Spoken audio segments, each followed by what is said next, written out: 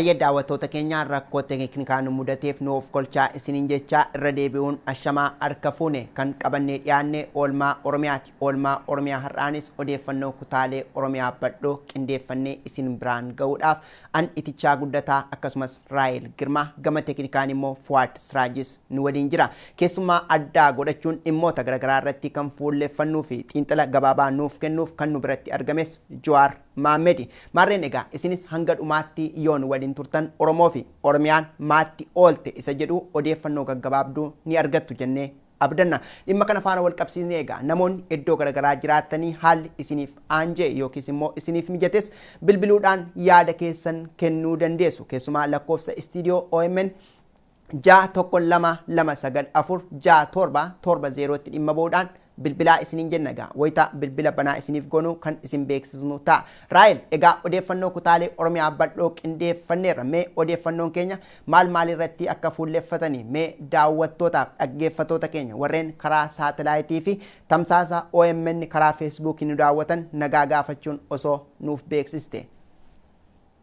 Tole irra deebiin nagaa sin gaafadhaa hordoftoota Oromiyaa Miidiyaa Neetwork attam jirtu. Oolmaa Oromiyaa har'aa keessatti mata dureelee adda addaa qabannee dhiyaanneerra kanneen keessaa egaa godina Gujii aanaalee hedduu keessatti mormiin hawaasaa akkumatti fufeetti jira.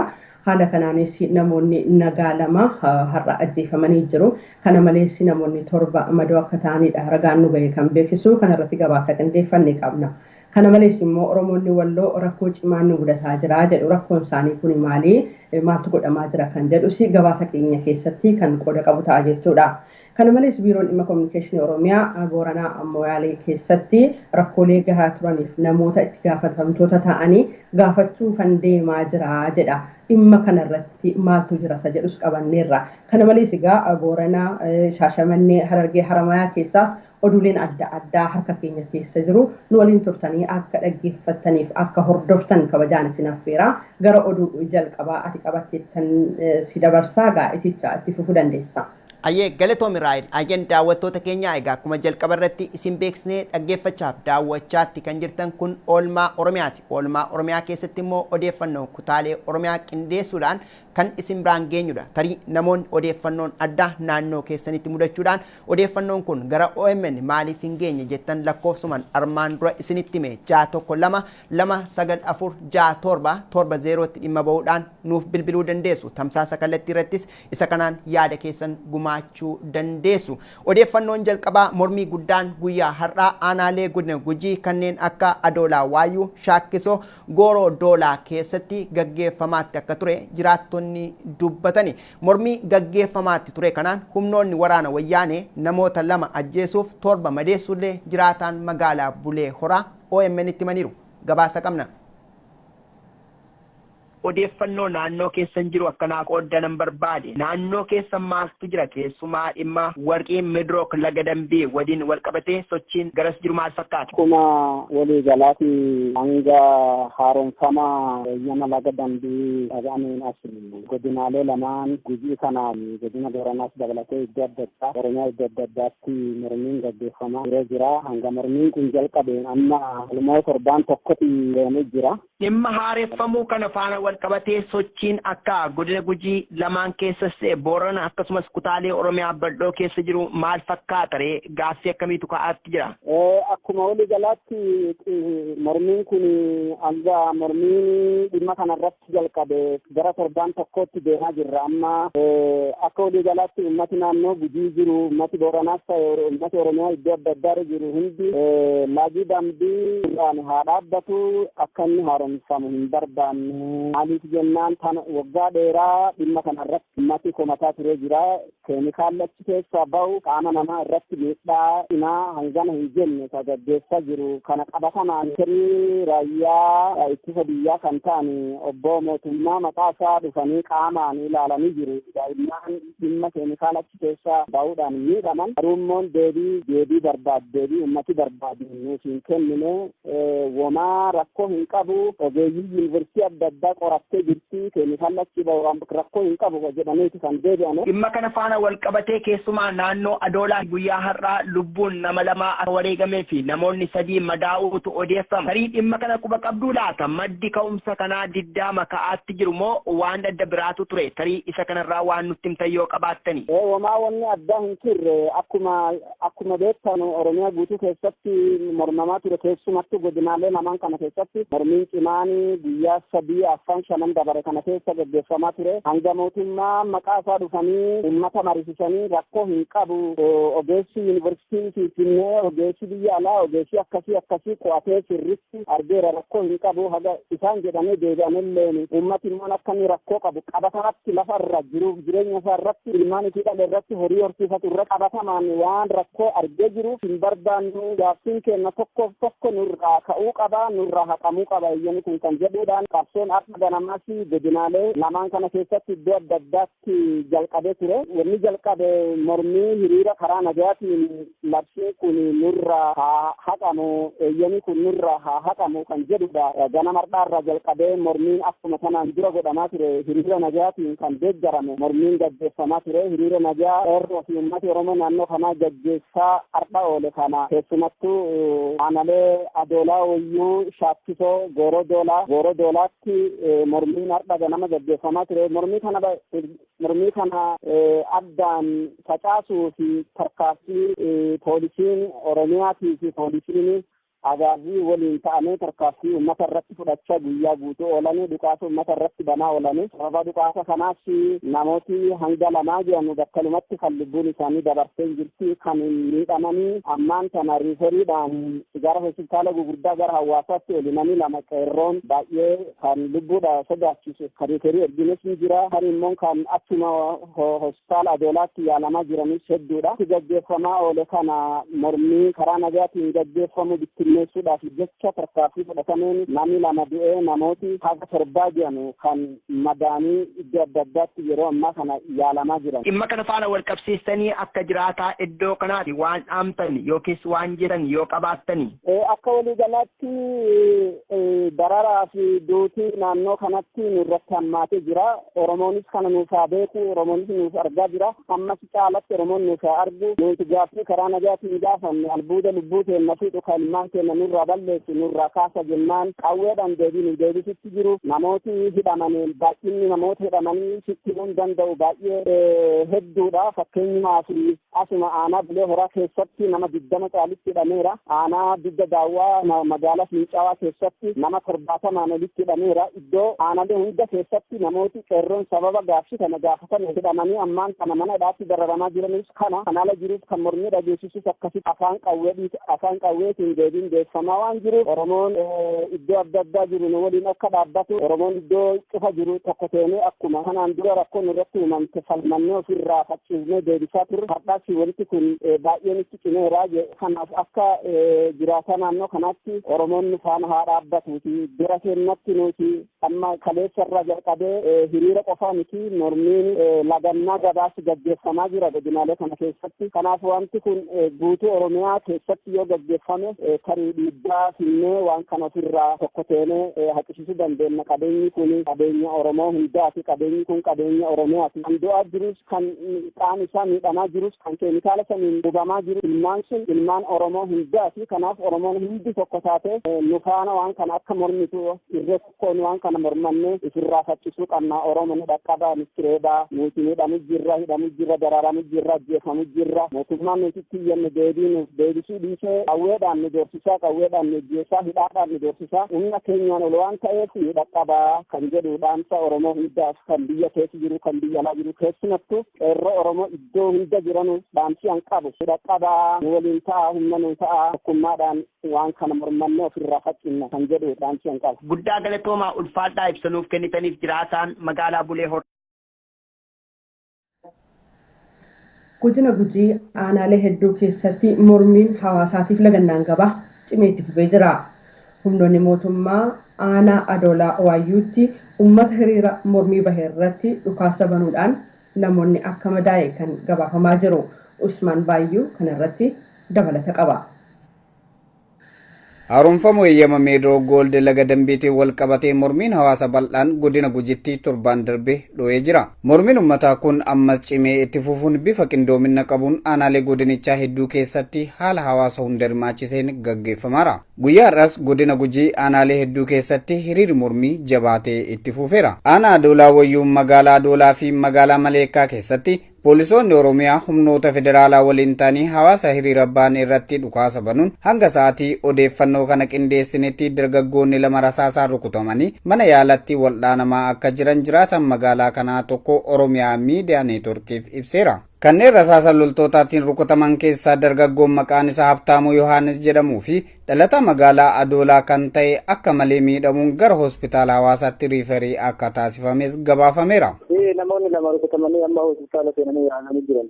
Haalli magaalaa Adoolaa irra jiru yeroo ammaa kana lagannaa gabaati. Kaleessa fi har'a lagannaan gabaatti ishee jira. Naannolee biraan dhaaluma kan bakka shaakkisoon akkasumaan itti ishee jira. Yeroo ammaa akkuma itti ishee jira wanni dhaabatan jiru.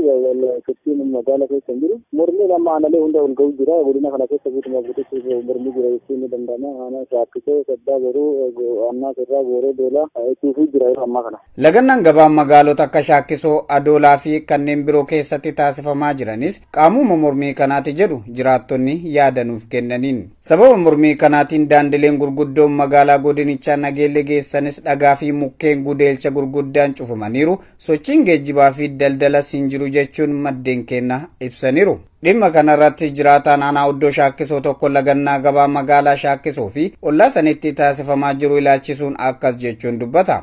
Shaakkisoo magaalaa jira. Lagannaa gabayaatti kan qabateen gara jalqabee magaalli Shaakkisoo akka cufamee jira. Sochiin konkolaataa magaalaa keessa bajaajii miidhaginaatti dhiyeeffachuu qabatee karaa kamiinuu sochiin fiigee jira. Daandii Shaakkisoo keessatti qabatee waraanuu kan bittaa gara Shaakkisoo, Jawaar gara Shaakkisoo, Adeera gara Shaakkisoo kan jiru waan ta'eef konkolaataan itti qabituu hidhee jiru kallattii hundaanuu magaalli Shaakkisoo dhaabbatee jira jechuudha. Lagannaan gabayaa cimeetu jira. Aanaalee olaati magaalaa Adeelaatti guyyaa Jumaa jalqabee guyyaa Jumaa kan immoo magaalli Shaakkisoo hiriira bahee guyyaa kaleessaa magaalli Shaakkisoo hiriira ture. Lagannaan gabayaa Shaakkisoo keessatti guyyaa har'aa jalqabe. Aanaalee akka Mi'ee Bokkoo, Annaasorraa, Harqalloo magaalaa Gooroo Doolaa keessattis mormiin kun jabinnaan gaggeeffamaa jira. Mormii hawaasaa kana dhaabsisuudhaaf jecha humnoonni mootummaa uummata irratti fi reebicha gaggeessanis mormiin eegalame garuu bifa qindoomina qabuun aanaalee godinicha keessatti argaman danutti cimee itti fufaa jira. Hanga gaafiin keenya deebii argatutti falmiin karaa nagaatiin gaggeessinu cimsinee itti fufnaan ammoo dhaamsa qeerroo godina Gujiiti. Ayyen daawwattoota keenya kun daawwachaatti kan jirtan oolmaa Oromiyaati. Oolmaa Oromiyaadhaanis odeeffannoo kutaalee Oromiyaa bal'oorraa qindeeffannee isin biraan ga'atti jirra. Odeeffannoon keenya gara jalqabaa keessumaa dhimma mormii kutaalee Oromiyaa bal'oo keessatti gaggeeffamaatti jiru. Maddi mormii kanaa inni guddaan dhimmi koomaandi poostii akkuma jirutti ta'ee dhimmi warqee midrook laga dambii haareffamuu waliin walqabatee kutaalee Oromiyaa bal'oo keessatti mormii jabaan gaggeeffamaatti jira. Isa kana faana walqabatee keessumaa jiraataan godina Gujii kan biroo nuyi dubbisne naannoon keenya goolama jabduu keessa jirti. Kanaaf nageenyaaf tasgabbiin hin jiru. Namoonni ajjeefamaa hidhamaatti jiru. Kanaaf qaamni dhimmi ilaallatu dhimma kanaaf furmaata kennuu qaba jechuudhaan dubbatu. Bilbilaan turtii waliin taasisneerraa isa booda immoo Jawaariinis dhimma kanarratti kan dubbisnu ta'a. Waliin tura. Godina Gujii aanaa Gooroo Doolaa magaalaa Harqalloo isaan jira. Mee naannoo keessan keessatti guyyaa har'aa hiriira jabaatu gaggeeffame. Isa kanaan immoo humnoonni waraana wayyaanee namoota irratti miidhaa geessisanii isa kanaan immoo lubbuun namaallee wareegameeraa kan jedhuun odeeffannoo dhaga'e. Hagam dhugaadha oduun kuni?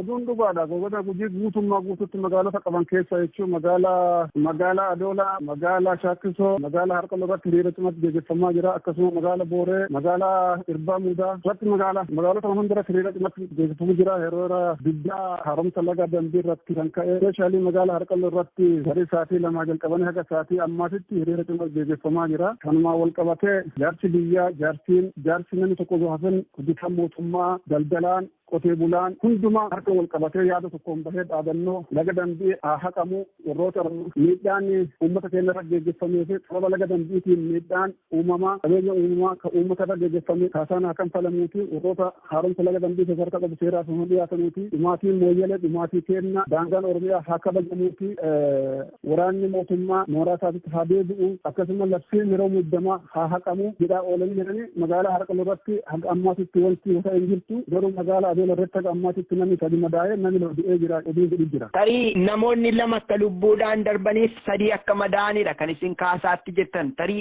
maqaa jarreen kanaa dhageessaniittu laata. Maqaa jarreen kanaa magaalaa adeela irratti magaalaa sadii hin dhageenye haga galgalaatti barbaadee kan siin maxxansuu danda'a. Jarreen mana yaalaa deeman yoo wal'aansa argachaatti jiru moo sadarkaa maaliirra jiru isaan namoonni hidhamanoo jiru kan biroo. Amma namoota madaawan keessa namni tokko rifarii jedhanii gara hospitaala hawaasaatti ergameera daandiin cufaa waan ta'eef lubbuun isaan baatee kallee sodaa qaba kun magaalaa adeelatti yaalamaa jira namooti du'an kun daanduma irratti jiran haga amma uummataa fi waraanni wal dura dhaabbachaa jira haga ammaatitti haalli mijaawaa waan hin jirreef jecha awwaaluu argachuu hin dandeenye fuudhuu argachuu hin dandeenye daandiin cufaadha daandiin magaalaa harqalloo jedhee magaalaa booreetti jechuun kiiloomeetirii 200 hundi cufaa waan ta'eef haalli jiru haalaan gaddisiisaadha haalaan sodaachisaadha. Meegaa dhimma kana faana wal qabsiistanii waan dhaamtan yookiis waan jettan yoo qabaattan isin. Wanti an jedhu gochi wayyaaneen irra geggeessaa jiru waan haaraa miti waa waggaa 27 turee fi haalli jiru tokkoof tokkodha. Uummanni tokko ta'ee falmatee haga waanjoo gurgurmaa irraa buqqisutti tokko ta'ee akka qabsootaatti fufu haga humni diinaa guutummaa guutummaatti wal qabatee akka qabsootaatti fufu dhaamsa ta'ee dabarfadha. Haa ta'u gaa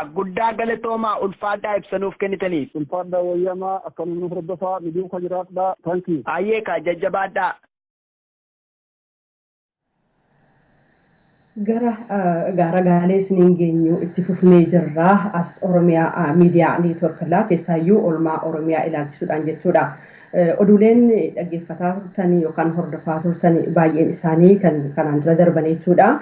Dhimma Gujii irratti kan xiyyeeffatan keessaayyuu haaromsamuu hayyama meedirook laga dambii ilaalchisuudhaan mormii hawaasni kaasee mormii sana wajjin immoo wal qabatee uummanni mormii isaa wayita gaggeessutti miidhaa mootummaadhaan irratti gaggeeffamaa jiru kaasuudhaan ture gabaasa keenya kan isin biraan gahee mee kanarratti egaa keessaayyuu mee haaromsamuun hayyama kanaa rakkoon ituu akka irra jiru beekamu wanti kun hawaasa irratti qaamaaf qalbii uummataa irratti rakkoo akka inni geessisu otoo beekamu wanta kana haaromsuun dubbiidhuma uummataa barbaachuu hin fakkaatu laata jedheen si gaafachuu barbaada Jawaarre maaliif yeroo kanatti hayyama kana haaromsuun barbaachise rakkina isaa irratti immoo uummati kan gaafataa jiru kanaaf deebiin kennamaa jirus mee maal fakkaata kan jedhu isarratti otoo waan tokko jettee Jawaar.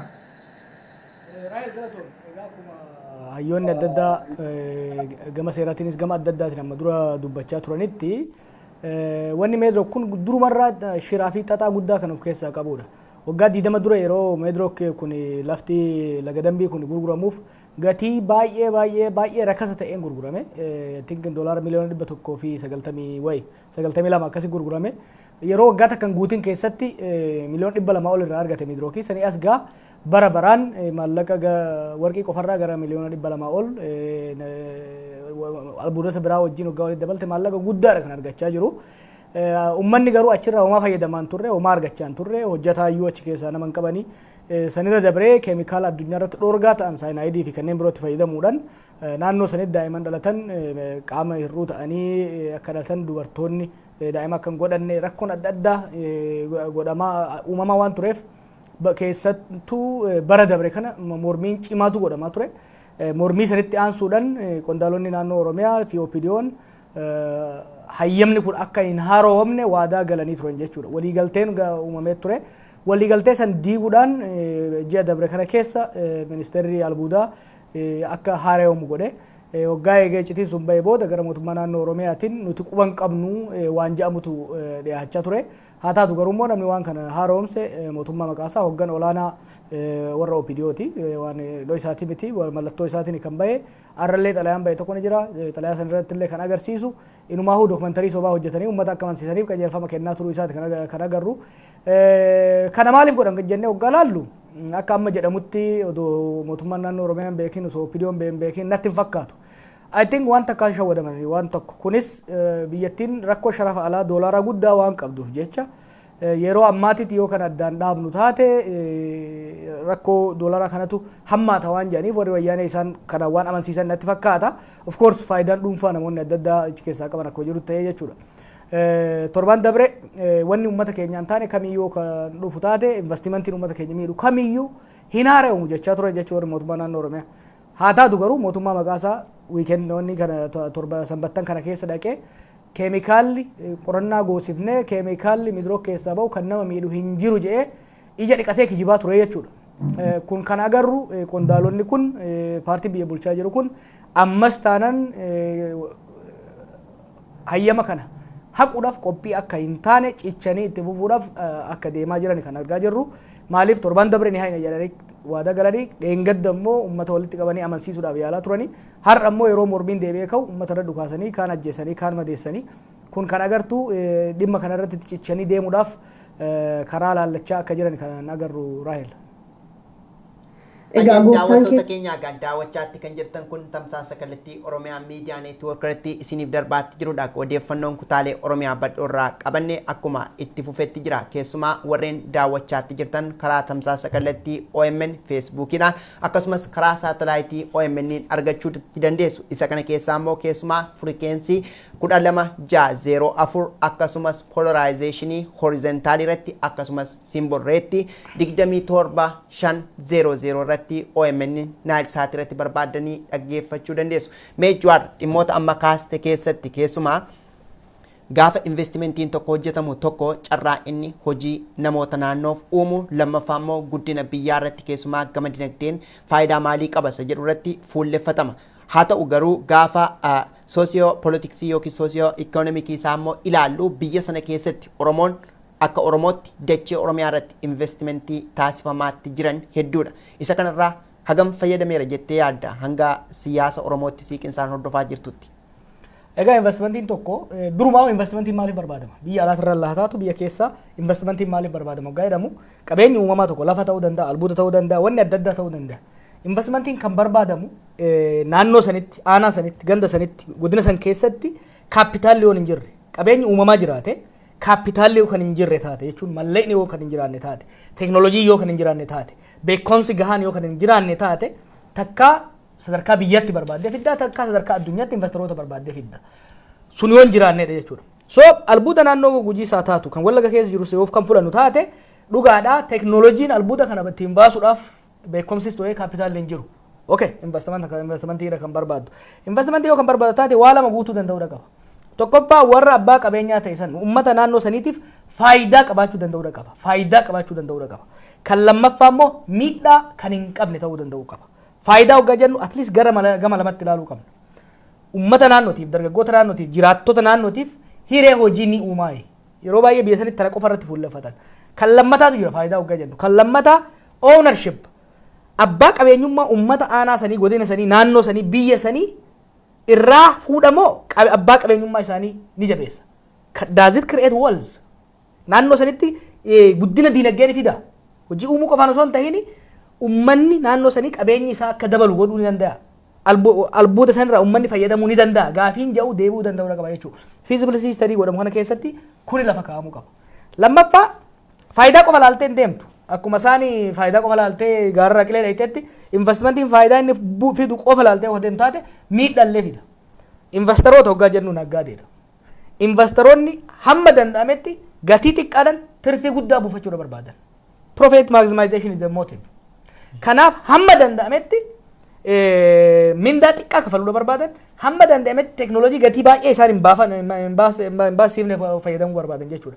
Kana waan godhaniif yeroo hunda regulationiin takkaahuu akkaataan ittiin kaampaaniileen dhufan kun, investoroonni dhufan kun keessattuu naannoo irratti, mirga hojjetaati irratti, haala hawaasa naannoo san irratti miidhaa akka hin geessisne, miidhaan silaa keemikaalonni isaan fayyadaman, teeknooloojiin isaan fayyadaman, adeemsi isaan irratti deeman sun uummata irratti miidhaa akka hin fidne hojiin hojjetamuu qaba jechuudha. Environmental impact assessment jedhanii warri ekspertoota torban lamaan dabre kana irratti haasa'anii kana.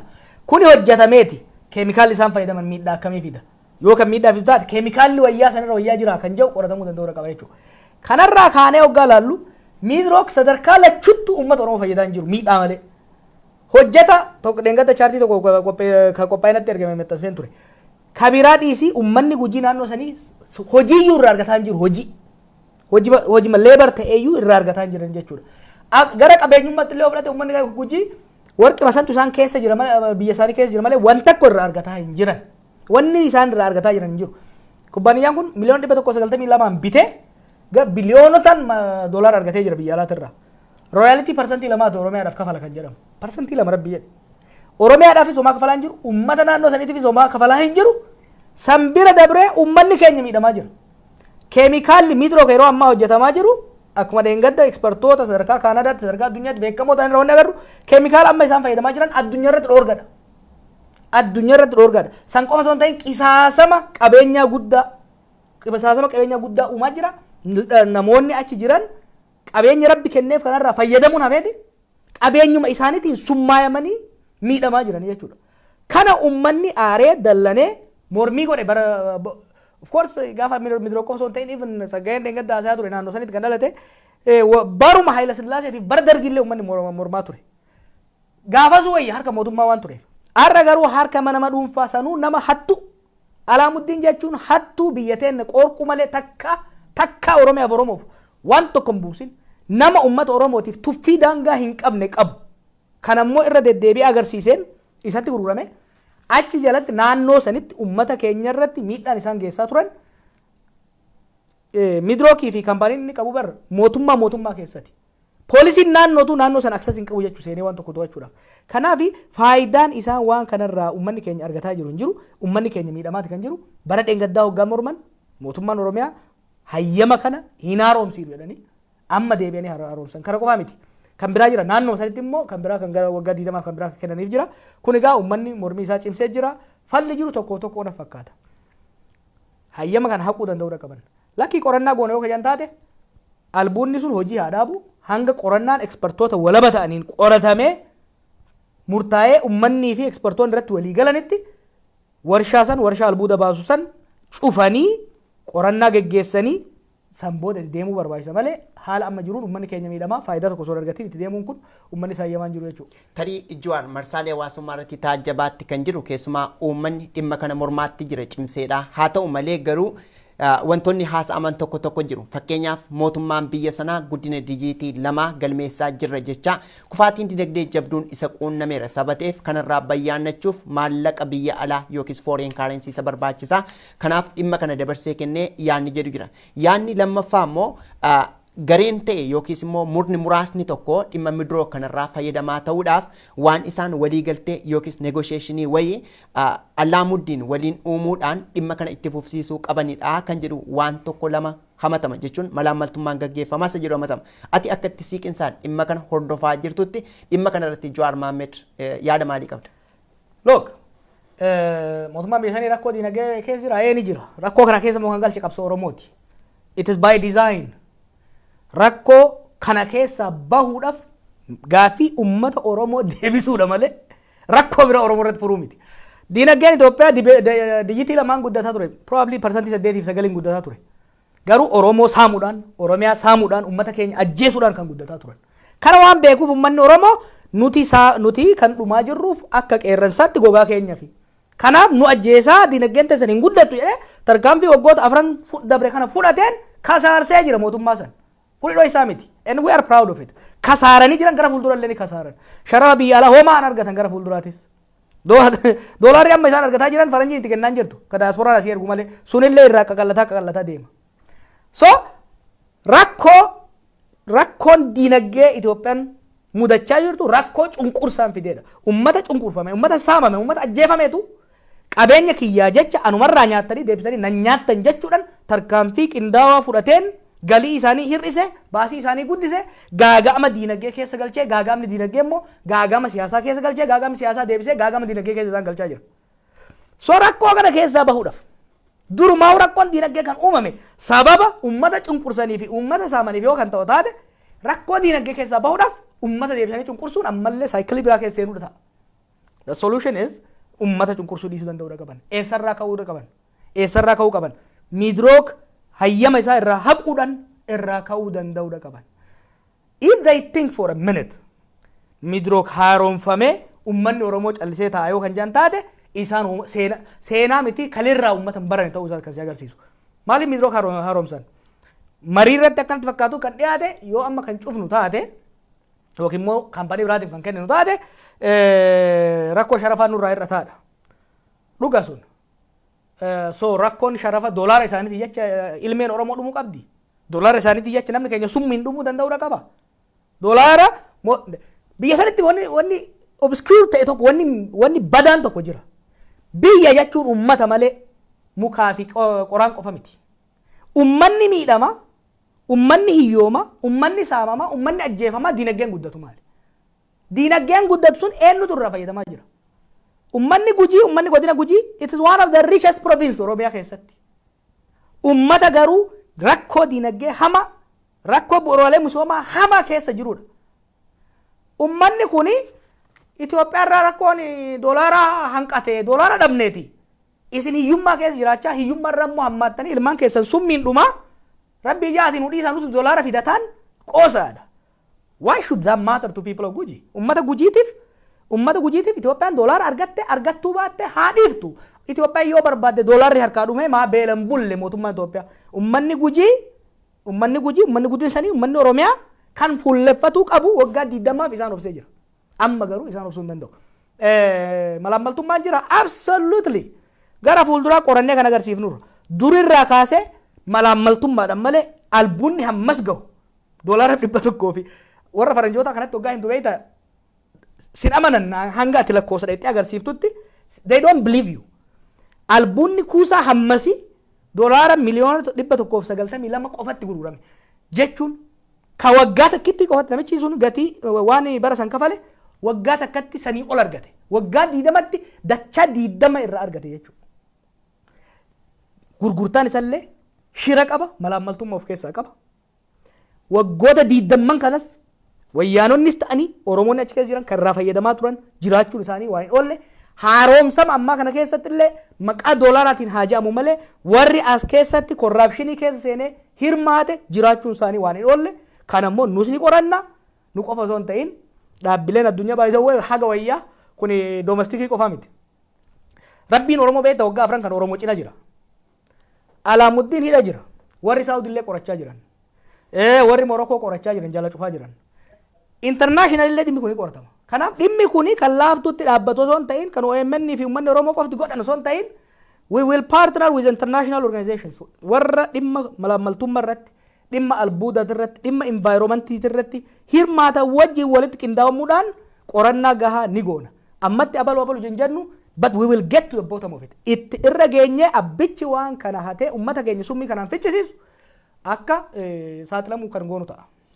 Ayyan daawwattoota keenya daawwachaatti kan jirtan kun oolmaa Oromiyaa tamsaasa kallattiin karaa Feesbuukii fi toora saatalaayitii Naayil Saatii irratti isiniif darbaatti jirudha. Dhimmi nu irratti fuulleffanne odeeffannoo kutaalee Oromiyaa yogguu ta'u dhimmi amma keessattuu irratti fuulleffachuudhaan Jawaariin keessummaa godhanne immoo dhimma warqee midrook laga dambii haareffamu waliin wal qabatee sochii yookiis qabsoo kutaalee Oromiyaa bal'oo keessatti gaggeeffamaatti jiru. Jawaar gara odeeffannoo taanutti dabarra garuu gaaffii tokkoon si gaafadha.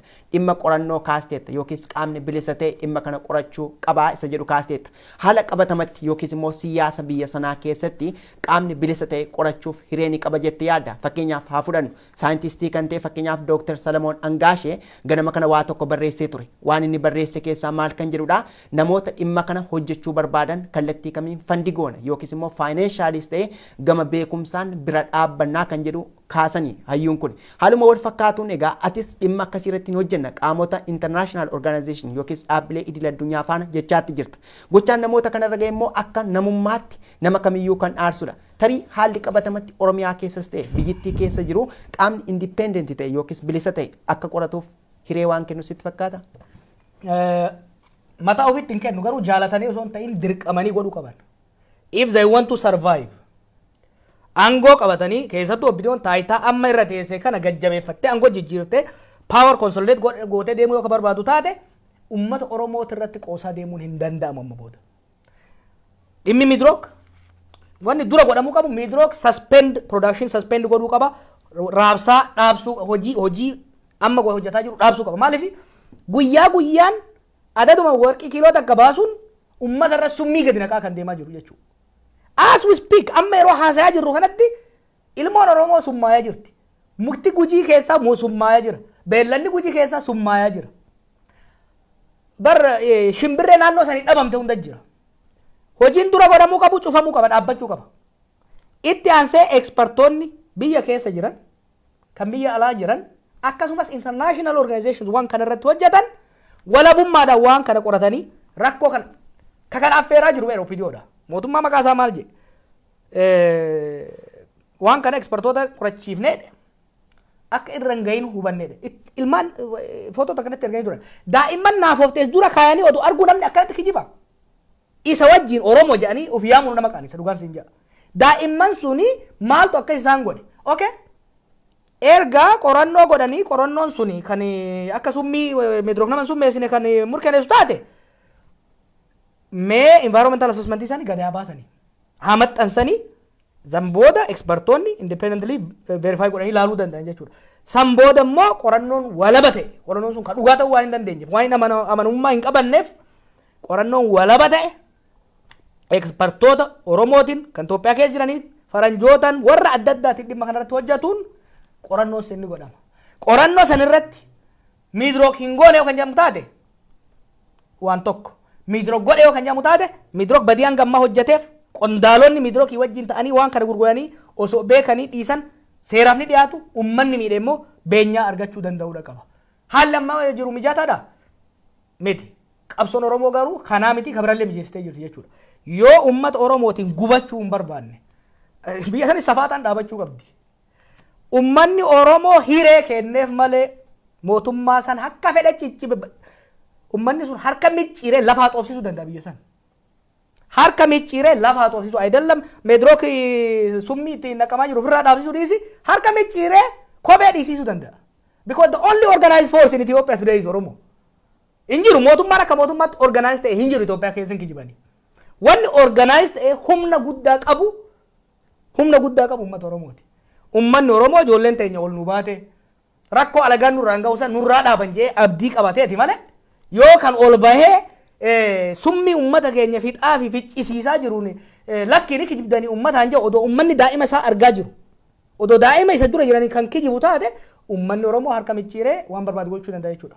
Haa ta'u ayyan daawwattoota keenyaa daawwachaatti kan jirtan kun oolmaa Oromiyaa tamsaasa kallattiin isiniif darbaatti jirudha. Gama teeknikaan nu deeggaraatti kan jiran Fuwaad Siraaj akkasumas Faraan Abdul Salaamis nu waliin jiru. Mee egaa kallattiidhaan gara odeeffannoo ittaanutti akka dabarruudhaaf tarii Raayil isa dura gaaffii yoo qabaatte akka gaafattuu firee siin kenna yoo hin qabaanne garuu kallattiidhaan odeeffannoo ittaanu kan walloo nu dhageessistee dhimmoota biroo irratti keessumaa waa'ee koomaandii poostii fi haaluma wal fakkaatuun immoo hidhannoon meeshaa waraanaa kutaalee Oromiyaa bal'oo keessatti hiikkachiifamuu qaba. Keessumaa gama Booranaa fi Gujii kan jedhus waan tokko lama jira. Sanarratti illee Jawaaritti hin deebina waan ta'eef yoo waan addaa qabaatte uummanni beekuu qaba jettee waa yaadde gaafadhu. Yoo hin qabaanne garuu odeeffannoo gara walloo dajaneen qindeessite osoo nu dabarsite. Tole gaaffii tokkittiidha kanan gaafachuu barbaadu. Amma keessumaa miidhaa meedrook uummatarraan gahu akkuma jirutti dubbachaati kan turre. Miidhaa kana wajjin wal qabatee garuu yeroo immoo uummati rakkoo isaa kana ibsachaa jiru kanatti har'a nama lama ajjeesuudhaan jalqabameera. Kana booddees kun itti fufuu dhiisuu isaatiif maal dhawabiini? Kanaaf uummati gaaffii isaa dhaabaan jiru isaan immoo haala amma jirutti haaromsa kana haqaa hin jirani. Kanaaf ammas uummati ajjeefamamatti fufa miidhaan gama warshaa sanaan jiru akkuma jirutti ta'e mirga ofii gaafachuudhaan ajjeefamuun immoo itti fufaa jira waan ta'eef kanarratti Jawaar wanti jettu yoo jiraate. Reef kaaseen ture. Qeerrensi maaliif doo jennaan gogaa isaatiif. Qeerrensi hanga warra gogaa isaa nyaatuu fi qoccoratu san ofirraa faccisutti jarris itti gamuu waan hin oolle jechuudha. Oromiyaanis fi uummanni Oromootis hanga wayyaanee fi harcaatota isii jala deemanii uummata keenya ficcisiisanii uummata keenya nyaatan qoorqan ofirraa buqqaasanitti ajjeefamuun isaa waan hin oolle. Tarii ji'oota muraasa dabre keessa akka waan biraatti kaasamuu danda'a. Uummanni Oromoo arrallee bilisa hin baane, Oromiyaan arrallee bilisa hin baane. Oromiyaa fi Oromoon arrallee saamamaa jira jechuudha. Uummanni Oromoo immoo akka duritti saamamaa cal'isee hin ta'u. Uummanni Oromoo akka duritti qonya irratti baadhatee ofii beela'ee orma nyaachisaa hin jiraatu jechuudha. Yookiin qabeenya ofii irratti abbaa ta'a yookiin inuma dhumata jechuudha. wanni ummata gujii irratti argaa jiru ummata keenya kan gujii irratti argaa jirru kanuma kana hedduu kan si gaddisiisu arra nama keenya kan ajjeese bulchitoota naannootii fi poolisii naannoo saniiti. This is shame. Eega qabsoon Oromoo sadarkaa kanarra geesse OPDO maxxantuu taatellee kabajaa itti horee orma duratti akka isin dominant taate as baatu godhe booda ummanni keenya ajjeefamuun sanuu harka Oromootiin ajjeefamuun sanii ol wanni nama dhukkubsu hin jiru jechuudha. OPDO ofis wayyaaneefis abbaa fedhe ka isaan duuba hiriiree jiruuf ergaan clear ta'uu qabu ka isaanii ifa ta'uu qabu yoo hagammaa galuu fi baate ummata Oromoo ajjeesuun daranuu gara fuulduraa akka inni furgugaatu tokkummaa isaa akka cimsu qabsoo isaa akka cimsu godha malee ummata Oromoof duuban deebisu. Hoggaa fincinni kun eegalu 2014 irratti waan warra wayyaaneetiin jechaa ture ture. Damba fasaasa kutar dami falal. Adaduma dhiini namuun adaduma dhiini jiguun dhiini danfa deema. Dhiiga jigee santu dhiiga maal Oromoo 5,000 ol jigee santu danfee bulluqa wayyaanee liqimsaa jiru kana. Bulluqa OPDO ol baasee kana uume. Amma immoo bulluqni qabsoo ummata Oromoo kan dhiibee OPDO ol baasee kun yoo ummata keenya ajjeesuu kan itti fuftu taate yoo ummata keenya irraa ajjeecha dhaabsisuu kan hin dandeenye taate akkuma isii ol baasetti xuuxee gadi si buusuudhaaf ta'a jechuudha. Kanaaf ajjeechaan arra godhame kan garaa nama gubu kan hedduu nama gaddisiisu. Erguma muummichi ministeeraa Oromoo ta'ee filame asii gara nama 29tu ajjeefame Oromiyaa keessatti. Ajjeechaa kana yoo hin dhaabsifne maal nu godha OPDO'n? Maal nu godha mootummaan Oromiyaa maal hojjeta? Sambira dabranii ajjeechaa nurraa dhaabsisan.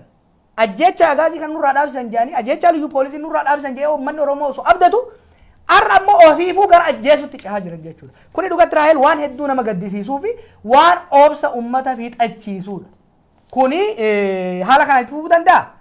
Uummanni Oromoo akka waan tokko hubatan hin barbaada. Guututti kanaa bilisummaa hin dhufne. Ajjeechaan itti fufuudhaaf ta'a.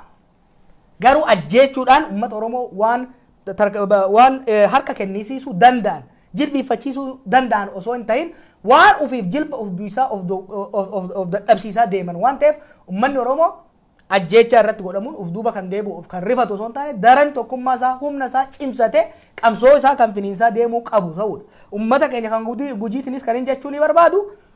Wareegamni keessan wareegama lafa badee miti uummanni Oromiyaatii fi uummanni Oromoo hundi kan isin cinaa hiriiru mootummaan naannoo Oromiyaatii fi OPDO'n nama biraarra quba qabuu hin dandeenyu warra. No more agaazii wayyaanee jinni kanarratti qabuu hin dandeenyu. Full responsibility OPDO irratti jira. Full responsibility. Full dirqamni guutuun itti gaafatamummaan guutuun hoggansi OPDO irratti kan bu'u qabu. Hoggansi OPDO biyyan bulchee kan jedhee yaadu taate taayitaa qabadheera kan jedhu taate ajjeecha poolisiin Oromiyaatii fi taataaqiin eegalte kana dhaabsisuu danda'uudha qaba. Ajjeecha alagaan mooyyaleetti illee taate bakka adda addaatti uummata keenya irra gootu kana dhaabsisuu danda'uudha qaba. Kana yoo kan hin goone taate uummanni Oromoo bifa haaraan qabsoo isaatiitti finiinsuu itti deemuun waan hin oolle jechuudha. Galatoom Jawaar. Oduu ittaanee jirutti dabarraa kan oolmaa Oromiyaa har'aatti Oromoonni Walloo rakkoo cimaa keessa akka jiran dubbataa jiru. Jiraataan Walloo Baatiraa Duufne tokko akka himanitti poolisiin addaa naannoo Affaarii fi kanneen waraana mootummaa wayyaaneetiin deeggaraman miidhaa jabaa nurraan gahaa jiru jedhanii jiru. Kanarratti Dajanee Guutamaa nama haasofsiisee qaba gara isaatti dabarra jechuudha. Walloo gara baateettan bilbilaa jiraataa baatee naannoo sanatti liyyuu poolisiin Affaar kan wayyaanidhaan deeggaramu uummata keenya irratti miidhaa qaqqabsiisaa jira ergaa jedhu argadheen bilbilee mee waan jiru nutti himi. Ergaan jiru mootummaa wayyaanii yookaan waraanni wayyaanidhaan deeggaramu uummata Oromoo Walloo aanaa baatee jiran walitti bu'iinsa daangaa Affaarii fakkeessuudhaan bifa addaatiin qindeessanii kan saba keenya wareegaa yookaan immoo daangaa irraa buqqisaan laabbootaa qillifannee daangaa akka hojjechaa jiranii fi lubbuu akka wareegaa jiran kanaan isin ibsuu barbaadan. Hayyee mee daangaa yeroo jettu yeroo baay'ee uummanni Affaarii fi Oromoo wajjiniin jiraatee amma maaltu dhalateeti kan achirratti walitti bu'iinsi sun uumame mee kana sirriitti nu ibsi. Akkuma beekamu Oromoon safuu qaba, aadaa qaba, Affaaris aadaa qabdi jechuudha. Nuti uummanni Oromootii fi uummanni Affaarii baroota dheeraadhaaf kan waliin jiraannudha. yoo namni takka waa balleessa ta'e yoo yakka raawwata ta'e manguddoonni yookaan biyyaa yookaan jaarsolii biyyaa harka wal fuusaa yookaan araara buusaa turan. Kun immoo erga waraanni kun eegalame bara sadaffaaf deemaa jirra. Mootummaa wayyaanii bifa addaatiin qindeessite liyyu hayli fi raayyaa ittisa biyyaa liyyu hayli fakkeessuudhaan duruugaa sanyii irratti raawwachaa jirti. Biyya keenya irraa nu buqqaasaa jirti. Mana keenya gubaa jirti. Dargaggoota keenya gubaa jirti jechuudha. Mee qabatamaatti egaa mootummaa wayyaanee liyyuu poolisii Affaar leenjisuudhaanii nutti gallakkisee nu miidhaa jira kan jedhutu jira. Mee dhiyeenya kanatti waan miidhaa qaqqabe nu ibsuu dandeessaa? Eeyyee, ibsuun danda'a. Waa salphaadha. Namoonni manni jalaa gubatee jiru. Namoonni lubbuun isaanii darbes jiru. Namoonni madaa'anii wal'aansa ummataatiin gargaaramanii lubbuun isaanii osoo hin darban kan dandamatanis jiru jechuudha. Mee amma yeroo ammaa kanatti baqattoonni hedduutu jira naannoo sana sababa waraana sanaatiin yookiin weerara sanaatiin kan jedhutu jira. Waan naannoo baqattoonni Oromoo keessa jiran haalli isaan keessa jiran natti himuu dandeessaa? Wanti uummanni kun keessa jira wantoota baay'ee sukkanneessaa fi yaaddeessoo ta'anidha. Wantoota dhala namaa irratti raawwatanidha. Kunis kan ibsuudhaaf wantoota afaan kiyyaaf baatee dubbachuudhaaf wantoota natti ulfaatanidha. Kunis maal fa'aa yoo kan jennu ta'e namni isaa dubatee muka jalatti dubartii beekatu jira. Kan muka rasaasni dhahee lukni isaa qabee sibiila kee jirutu jira. Kan immoo ijoollee abbaan jalaa ga'e haati mana keetti miidhagdee ijoollee ittiin guddisuu dhabdee rakkachaatti jirutu jira. Kan godhuudhaaf mana isaaniitti ba'anii uummanni rakkachaa jiru. Gabaabumatti wanni jiru rakkachaa jiru. Deeggarsa Oromoonni waldaan Maccaaf Tulamaa jedhan biraan gahuudhaaf qaamonni muraasni fidanii aanaa keenya galanii turanii gargaarsa kanarra akka iddoo sanii hin geenye dhoowwamanii deebi'uu isaa kanaan dura dhageenye achirraa ka'uudhaan har'a gargaarsi nuuf godhamaa jira jechuudha. Mee dhuma irratti uummata Oromootiitii fi walumaa galatti Oromoota biyya keessaaf biyya alaa jiranitti walloo baateedhaa dhaamsa akkamii qabda? Egaa wanta namni uummata Oromoof maraaf dabarfachuu barbaadu nuti Oromoonni walloo akka firan qabnetti akka saba nama saban qabnetti daangeffamee baroota dheeraadhaaf turree jira. Akka sabaa keenya waliin wal qunnamtii hin goone daangeffamaa ture. Akkasumas amantiin keenyaa fi aadaan keenya nurraa muuqamee afaan keenyas nurraa jijjiiramee baroota dheeraadhaaf jiraanneerra. Kanaaf uummanni Oromoo marti kan biyya keessaaf biyya alaa jiran wantoota kana akka irratti nu hojjetanii fi akka nuuf yaadan qaamsi keenya guddaan uummata kana kan daangaa irraa buqqeessu ta'e kan lubbuun ture akka gargaaran qaamsa kiyya uummanni Oromoodha kanneen akkas nu raawwachaa jiran mootummaa wayyaanii ta'uusaa akka beeku qaban qaamsa kiyya. Hayyeegaa mee dhimma biraatiin walitti kan deebinu ta'a. Nutis sana in hordofnaa jiraataa walloo kan aanaa baatee yaada bal'aanaa kennite.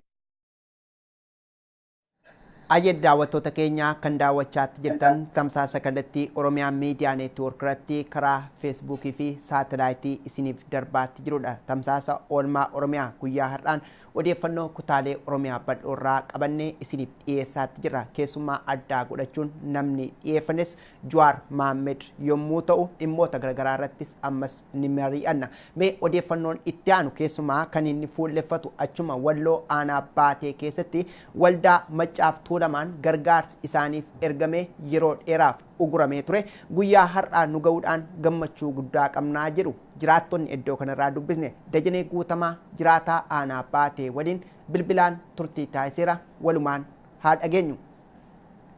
Hayyee gara walloottan bilbilaa rakkinatu jira. Walloo keessattuu naannoo baateetii fi iddoo biraatti kan jedhu mee jiraataa naannoo sanaati haala jiruu fi waan adeemaa jiru walumaa galatti mee nu ibsi. Walloo godina addaa Kamisee aanaa baateetti argama.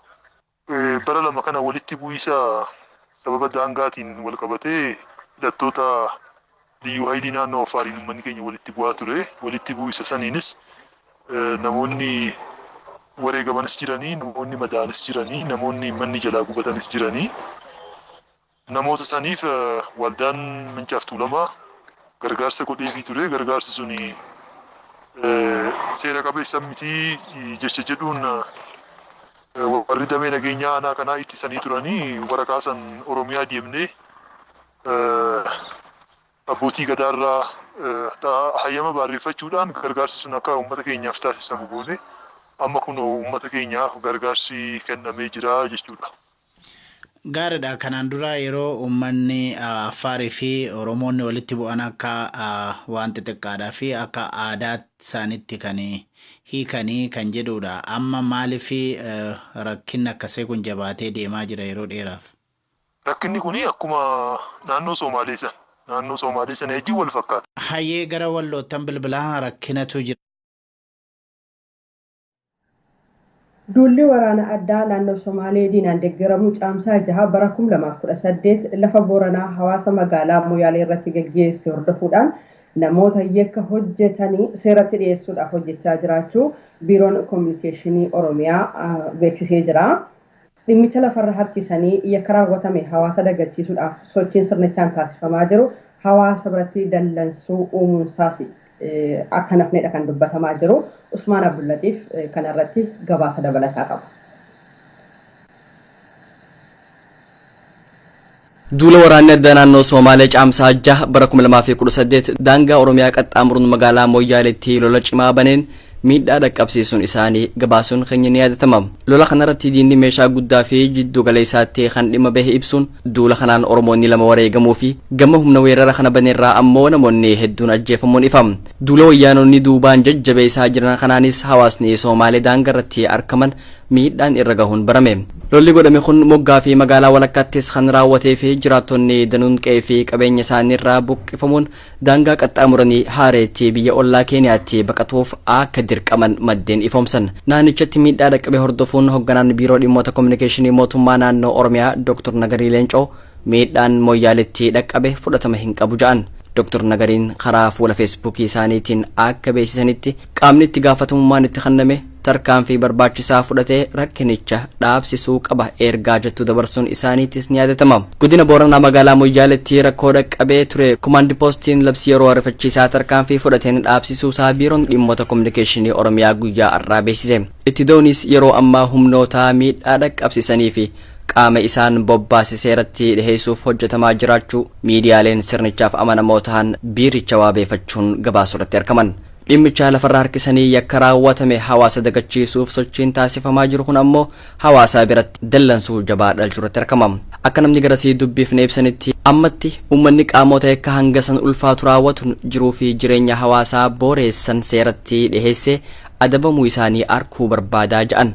Asiin duraas duguuggaan sanyii qaamota diinaan naannichatti raawwataman tokkolleen seeratti dhiheeffamanii murtoo hin arganne. Olaantummaa seeraa kabajuu dhabanii namoota yakka raawwatan adabuu dhabuun isaan birootiif akka yakkicha irra deddeebiin raawwataniif hiree laatuudha jedhan jiraattonni. Haaluma wal fakkaatuun raayyaan ittisa wayyaanee magaalaa Moyyaalee ganda duwwaa takkaatti olii fi gad naanna'uun hidhattoota dahoo qabatanii weerartoota isaan cabsuuf ka'an dura dhaabbachaa jiran humnaan hidhannoo hiikkachiisaa jiraachuun dhagahame. Humni raayyaa ittisaa kun diina yeroo barbaade meeshaa gurguddaan lola banu hiikkachiisuu dhabe jiraattota miidhaa isaanirra geessu if baraaruuf ka'an hiikkachiisuun komii jabaa. Ayyeen daawwattoota keenya egaa gara boodaa irratti bilbiltanii yaada keessan kennachuu dandeessu. Keessumaa dhimma warqee midrook laga dambii haareffamuu waliin walqabate gochaa ajjeechaa fi miidhaa lammiilee keenya Oromoo irratti kutaalee Oromiyaa bal'oo irratti gahaatti jiruu fi haalotuma sochii siyaasaa Oromoo deemaatti jiru irratti lakkoofsi bilbilaa dhimma itti baatanii 612-294-6770 irransinii deebi'aa 612-294-6770 JAWAR odeeffannoo amma Usmaan Qindeesse keessatti wanti nuni hubannu biiroon dhimmoota koominikeeshinii Oromiyaadha qaama naannoo Moyaalee irratti ajjeechaa raawwate seeratti ni dhiyeessinaa kan jedhu dubbata. Haaluma garagaraa yeroo garagaraa taajjabnuun yoo ilaalle immoo wayita Oromiyaan namoota yakkaa hojjetan gaafatu hin agarre. Inni kun waan aaga dhaga'uuti gaariidha.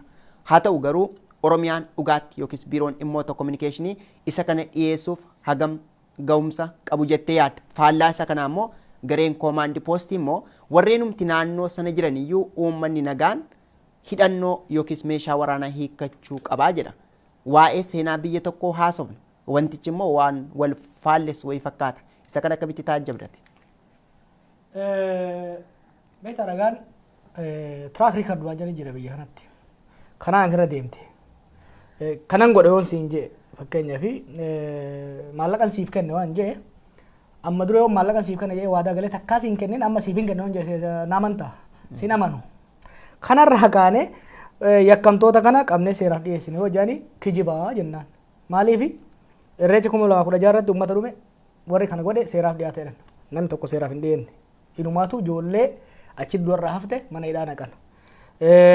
Lola daangaa abdiileen uummata keenya fixaa ture irratti jeneraalonni fi abdiilee fi liyyuu poolisii waan kana godhan seeraaf dhiyaatan jedhan. Namni tokko seeraaf hin dhiyaanne. Inumaatu abdiilee nan godha jira. Jeneraalli waan san ficcisiise urjiin dabalamtee fi abbaa urjii afurii ta'e tokko immoo urjiin biraa dabalamtee fi biyya Suudaanitti ajajaa humna waraanaa UN ta'e jechuudha. Calanqoo irratti dhiyeenyuma kana. Calanqoo irratti nama keenya fixanii obbolummaan gadi ba'ee warra waan kana nuti waan kana ajajnee warri waan kana raawwate irratti tarkaanfiin fudhatame yaani tarkaanfiin fudhatame tokko hin jiru. Hamma reessarra dhufanii nama keenya fixan tarkaanfiin fudhatame jedhame tarkaanfiin fudhatame tokko hin jiru. Amboo irratti guyyaa adiidhaan daa'imman dabalatee nama 13 fudhatame ajjeesan tarkaanfiin fudhatame hin jiru. Mooyyaalee irra nama keenya fixan tarkaanfiin fudhatame hin jiru. Nama 5,000 nurraa dhume bara dabre kana bara afran dabre kana keessatti tokkicha irratti yakki hin fudhatamne. In fact namoonnummaan beekamanuu ka aangoo irra isaanii dabalamee fi deemaa jiru jira jechuudha. Kanaaf biiroon kominikeeshinii Oromiyaa baase ibsa kijibaati. Soba maalii fi kaleessa yoon godhin arra hin godhan. Kaleessa tarkaanfii fudhatanii hin fudhanne arrallee wanti tarkaanfii fudhataniif tokko illee hin jiru. Kanaaf immoo ragaan waan mareef kaafte. Command postiin naannoo san jiru maal jedhe? Warra yakka hojjete adabuu osoo hin ta'in warra yakka san ofirraa ittisuudhaaf deemurraan qawwee hiikaa jedhe. Mooyyaalee qaata daaraa godhan warri abdiilee osoo booranni hidhatuu baate. Osoo booranni hidhatee ofirraa faccisuu baate mooyyaalee qofa miti qaata meeggan bahanii dubluuqiin bahanii qaata silaa Oromiyaa tana walakkaan muratan. Osoo jaarsoon hidhatuu baate qaata ciroon bahan. I know them. Akka waan isaan barbaadan. Kanarraa kaanee warra yakka hojjete adabnaan kijiba rabbiin jaalanneedha. Kan dhugaan taane unrealistikiidha. By the way, bara dabre irraa kaasee maal jedhan? Humnoonni badii kan hojjetan. Seexanaasi ka waan kan hojjetaa jiru. We know nu hin beekna warra mootummaa keessa jiru dhiisi. Har'a fa'aa OPDOon aangoo irra jirti. Muummichi ministeera OPDOodha. Defense ministerri OPDOodha. Foreign minister OPDOodha. Prezidantiin naannoo OPDOodha. Eenyumee seexannummaa dhufee nama keenya fixaa jiru kun kan isaan hin beekne kan isaan maqaa dha'uu sodaatan. Diina maqaa dha'uu sodaattu yakkamaa maqaa isaa dha'uu sodaattu tarkaanfii irratti fudhachuu hin dandeessu. Because punishment requires defining the perpetrator first. Abbaa yakka hojjeta san maqaa dhooftee adda baaftetti san booda tarkaanfii fudhatta. Maqaa dha'uu qaama sodaattu san akkamitti tarkaanfii irra fudhatta. Eenyu kan yakka kan hojjete maqaa eenyu akka ta'e ni beekna. Waraana abdiilee kan nama dhayaa jiru. Abdiilee booda wayyaanonni akka jiran beekamaadha. Waraana makalaakaa akka ta'e beekna. Makalaakaa kana ajaajaa jiru immoo Oromoodha OPDOodha. Garuu OPDOon ar'allee onnatte quba itti qabuu hin dandeenye. Amma dura guyyaa adiidhaan dhaqanii nama keenya gaafa mooyyaleetti fixan maqaadhaan tarreessinee dhiyeessine warra nama san fixe. Tokkichi isaanii hidhaan jiran hidha jira yoo jaan gabbaanii haa dubbatanime.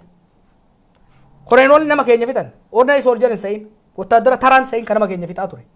Koroneelota naannoo sanitti hanga tokko immoo Yemen embaasitti defense attaashee nama ture. Nama jeneraalota gurguddoo biyyattii hoogganaa jiraniif itti aanaa ta'ee hojjechaa ture. Nama mooyyalee amata 25 ol ture. Nama magaalaa san sirriitti beeku magaalaa san irraa hijaa xiiqii qabu kan nama keenya fixaa ture. Haga ammaa hidhaan jiran. Warri calanqoon nama keenya fixe tokkichi ni dhabne. Kan amboon nama keenya fixe tokkichi ni dhabne. Arrallee deengata akka mooyyaleetti hojjetame namni ni dhama inni dhabu. Abdiilee nama keenya fixe bar hammataniitu wajjin deemuu turanii. Isin noota ummata keenya nama ficcisiise hammatanii wajjin deemaa turan. Liyyuu poolisiin nama keenya fixe ammallee jirti. Magaalaa mooyyalee irratti baazuqatu dhukaafamaa jira. Baazuqaan harka siviiliyaaniin jiru naannoo sanitti. Harka mootummaati kan jiru. Kan nama keenya fixaa jiru milishaa mootummaati. Milishaan mootummaa naannoo Somaaleeti. Milishaa kana immoo kan hidhachiisaa jiru makalaakaa mootummaa federaalawaa Itoophiyaadhaati. makalaakaa kana kan hoogganaa jiru defense ministeriin mootummaa maqaa isaati prime ministeriin Abiy Ahmed responsibilitiin kan kuufu ammallee OPDO irratti tarkaanfii kana yoon fudhanne maqaayyuu dha'uu sodaataa jirti. Tarkaanfii fudhachuu dhiisi. Tarkaanfii fudhachuu waan biraati. Maqaa dha'uu sodaattee jirti. Garuu Jawaar iddoo sanatti fakkeenyaa fi yeroo ammaa kana akkuma kaastee aangoowwan baay'ee murteessoo ta'an kan isaan jiran harka OPDOti. Isaan kun immoo kan isaan itti waamaman Oromoodha. Fakkeenyaaf Prime Ministeriin dura hin turre amma Dr. Abiy Ahmed pirezidaantiin xiqqoo ishee onnee qabanis keessumaa jechuun waan uummanni dhaguu barbaadu uummatatti himuudhaan leellifannaa guddaa kan argatan pirezidaantiin bulchiinsa mootummaa naannoo Oromiyaa immoo obbo Lammaa Magarsaati.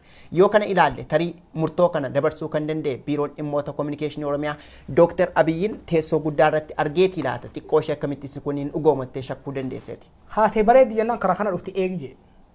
I don't think so. Nam beeka OPDO. An sirritti isaan beeka. Sirna sanillee nam beeka. Kanammoo kan hin beeku akka dhuunfattee miti. Waan track record history seenaa isaanii waan isaan hojjetanirra uummanni keenya waan dhaggeeffate ittiin dabala. Muddee 2017 irraa as OPDO'n haaroomaa osoo hin ta'in moofayaati kan jirtu. They are retreating back to where they are. Bakka dur turanitti deebi'aa kan jiran malee jijjiirama fiduu irratti hin jiran. Maaliif compromise godhan? Aangoo mootummaa federaalaa taayitaa mootummaa federaalaa isiniif kennina. Dhiibbaa warraaqsa jijjiirama hundee qabeessaa uummata Oromoo barbaadu ka bara dabreessan leelisaa turtan nurraa dhaabaa ka jiru irratti walii galanii jiran. Kanammoo yoo an kijiba qabatamaa gara fuuldura waan arguu deemu. Kanarraa kaane biiroon kominikeeshinii Oromiyaa abdatee waan san jechuu danda'a. Garuu natti hin fakkaatu. Biiroon kominikeeshinii Oromiyaa yoo dhugaan abdatee jiraate maa maqaan dha'ii warra wayii akka san hojjete. Uummanni mooyyalee beeka. Laali biiroon kominikeeshinii mooyyalee abalu jee maqaa lafa kaa'ee beeke. Biiroon kominikeeshinii aanaa mooyyalee kan uummata keenya fixe liyyu poolisii naannoo Somaaleetii jeet lafa kaa'e. Biiroon kominikeeshinii Oromiyaa sanumallee jechuuf hin onnanne. Waay yoo maqaan dhayin yakkama guyyaa adii namni kanumaa jiru dhokateetii miti namni kana nama ajjeesaa jiru fuula cufateetii miti namni kana nama ajjeesaa jiru hidhateet baazuu qaadaan nama keenya fixaa jira. Eenyummoo akka fixaa jiru hin beekama. Biiroon kominikeeshinii Oromiyaa yoo dhugaadhaan muummicha ministeera abdate pirezidantii naannichaa abdate ministeera makalaakaa ka amanu taate maaliif maqumallee yaamuu sodaate? Maaliif tarkaanfii fudhachuudhaaf waan hin deemneef? Tarkaanfii fudhachuudhaaf deemanii bubbullee agarramaa looniinu. Ayyeen daawwattoota keenyaa daawwachaatti kan jirtan oolmaa Oromiyaati. Oolmaa Oromiyaa keenya akkuma itti fufetti jira gaa. Oolmaa Oromiyaa har'aa keessummeessuun kan si waliin turre an itichaa guddataa akkasumas Raayil Girmaa gama teknikaan kan nu waliin jiran immoo Fuwaad Siraajii fi Faraan Abdul Salaami. Keessummaa addaa godhachuun dhimmoota tokko tokko irratti akka yaada kennuuf keessummaa namni godhan immoo Jawaar Mohammed ammas dhimmoota garagaraa irratti ibsa kennuudhaaf Jawaar nu waliin tura. Warreen nu daawwachaa jirtanis gara dhumaa irratti bilbiltanii yaada keessan kennachuu dandeessu. Lakkoofsi bilbila keenya 612-294-6770tti dhimma ba'uu dandeessu. Mee Raayil odeeffannoo gara ittaanutti darba. Isa dura tarii gaaffii addaa yoo qabaatte hireesiin kennaa yoo hin qabaanne garuu odeeffannoo ittaanutti darbu. Tole gaaffii addaallee hin qabu garuu akkasuma jedhanii gaafachuudhaaf iyyuu jechuudha. Har'a wanti dhaabbatee hin jiru akkuma itti fufetti jira amma mooyaalees wanti jiru ari'atamuunis dhukaasis wanta illee jira. Isuma kana jechuudhaaf iyyuu immoo hin bubbullee hin turre. Jawaar kanan sii kaasuu barbaade. Jechuma kana jechuudhaaf iyyuu hin bubbullee biiroon kominikeeshinii Oromiyaa maaf ture? Waan warree bujee bara. Ni kijibanii probably nama baay'ee offennu godhuu danda'an akkana jedhu. They are lying ummatatti kijibaa jiran malee mooyyaleetti eenyu maal akka godhaa jiru ummanni mooyyalee beeka. Bulchiinsi aanaa mooyyalee beeka ifatti dubbataa jiran. Mootummaan naannoo Oromiyaa beeka, mootummaan federaalaa beeka. Kan yakka kana godhaa jiru Abdi Ileedha. Abdi Ileen keessattuu Bihaarayaan amma kan eegale fincilli hamaan naannoo isaatitti waan itti ka'ee jiruuf fincila kanatti fayyadameet ummata keenya dhayaa jira. Mooyyale kan gurgurate OPDOdha. Mooyyale gurgurate mooyyale magaalaa Oromoo kan gurgurate OPDOdha baroota durii keessa. Direedoo kan gurgurate isaani. Ammallee kana sodaatanii callisanii kan taa'aa jiran malee bubbuluun isaanii maasii ajaa'iba. Maqaa dha'uu sodaatan bubbulanillee maqaa dha'uu sodaatan. Wanni kun haarayaa miti beektaa ummata keenyaaf. Bara dabre odoo nu iyyinu Abdi Ileen waraana qopheessaa jira. Daangaalee godina shananiitiin weeraruudhaaf qophaayaa jira. Waraana kuufataa jira. Meeshaa galfataa jira. Jabeeffataa jira. Hoggaa jennuun mi'eessoo irratti namni hoggaa dhumu I don't know if you remember wanni addisuun barreessaa ture. Qaamonni hidhaman ka eenyummaan isaanii hin beekaminidha. Yuunifoormii uffate makiinaa taargaa qabuun dhufee mi'eessa hoggaa dha'u qaamonni hin beekamne jechaa turan. Gaafas illee kijibaa turan. Haga diinni dhufee ija keessaa fuudhee dhugaa itti agarsiisutti. Arrallee yoo taate mooyyelee irratti tarkaanfii uummata keenya irratti fudhataa kan jiru eenyu akka ta'e sirriitti beekama. Wanni an uummata keenya Booranaafis, kan Gujiifis, kan Harargeefis, kan Baalee hundaa himu qawwee takkitti hin hiikkatina. Wabii hin qabdan. Oppidiyoon dhiirsa harreeti. Dhiirsi harree immoo waraabessa irraa namaan oolchu. Keessattuu hidhannoo hiikkachiisa. Hidhannoo hiikkaturra dhumu isinii wayya. Maaliifi diina yartuu akka abdiilee kana namni namarraa dhoorguu dadhabee bara baraan nama keenya ficcisiisu qawwee hiikkachiisa uummataan jechuun yakka uummata irratti murtii du'aa bifa haaraan awwajuudha. Kana uummanni keenya diduu qaba.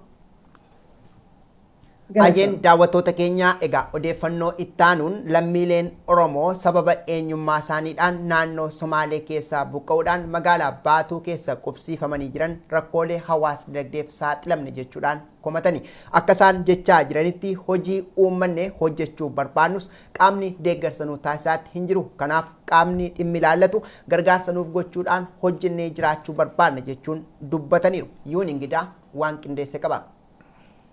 Gabaasni BBC akka mul'isutti dhalattoota Oromoo 800 ol eenyummaa isaaniin addatti fo'amanii bulchiinsa naannoo Somaaleetiin qe'ee fi qabeenya isaanii irraa buqqaafamuun gara Oromiyaatti ari'ataman keessaa 2600 kan caalan magaalaa Baatuu qubsiifamaniiru. Lammiileen kunniin battala qe'ee ofiirraa buqqaafaman irraa eegalee haala ulfaataa tasa isaan mudateen rakkoolee garaagaraaf saaxilamanii jiru.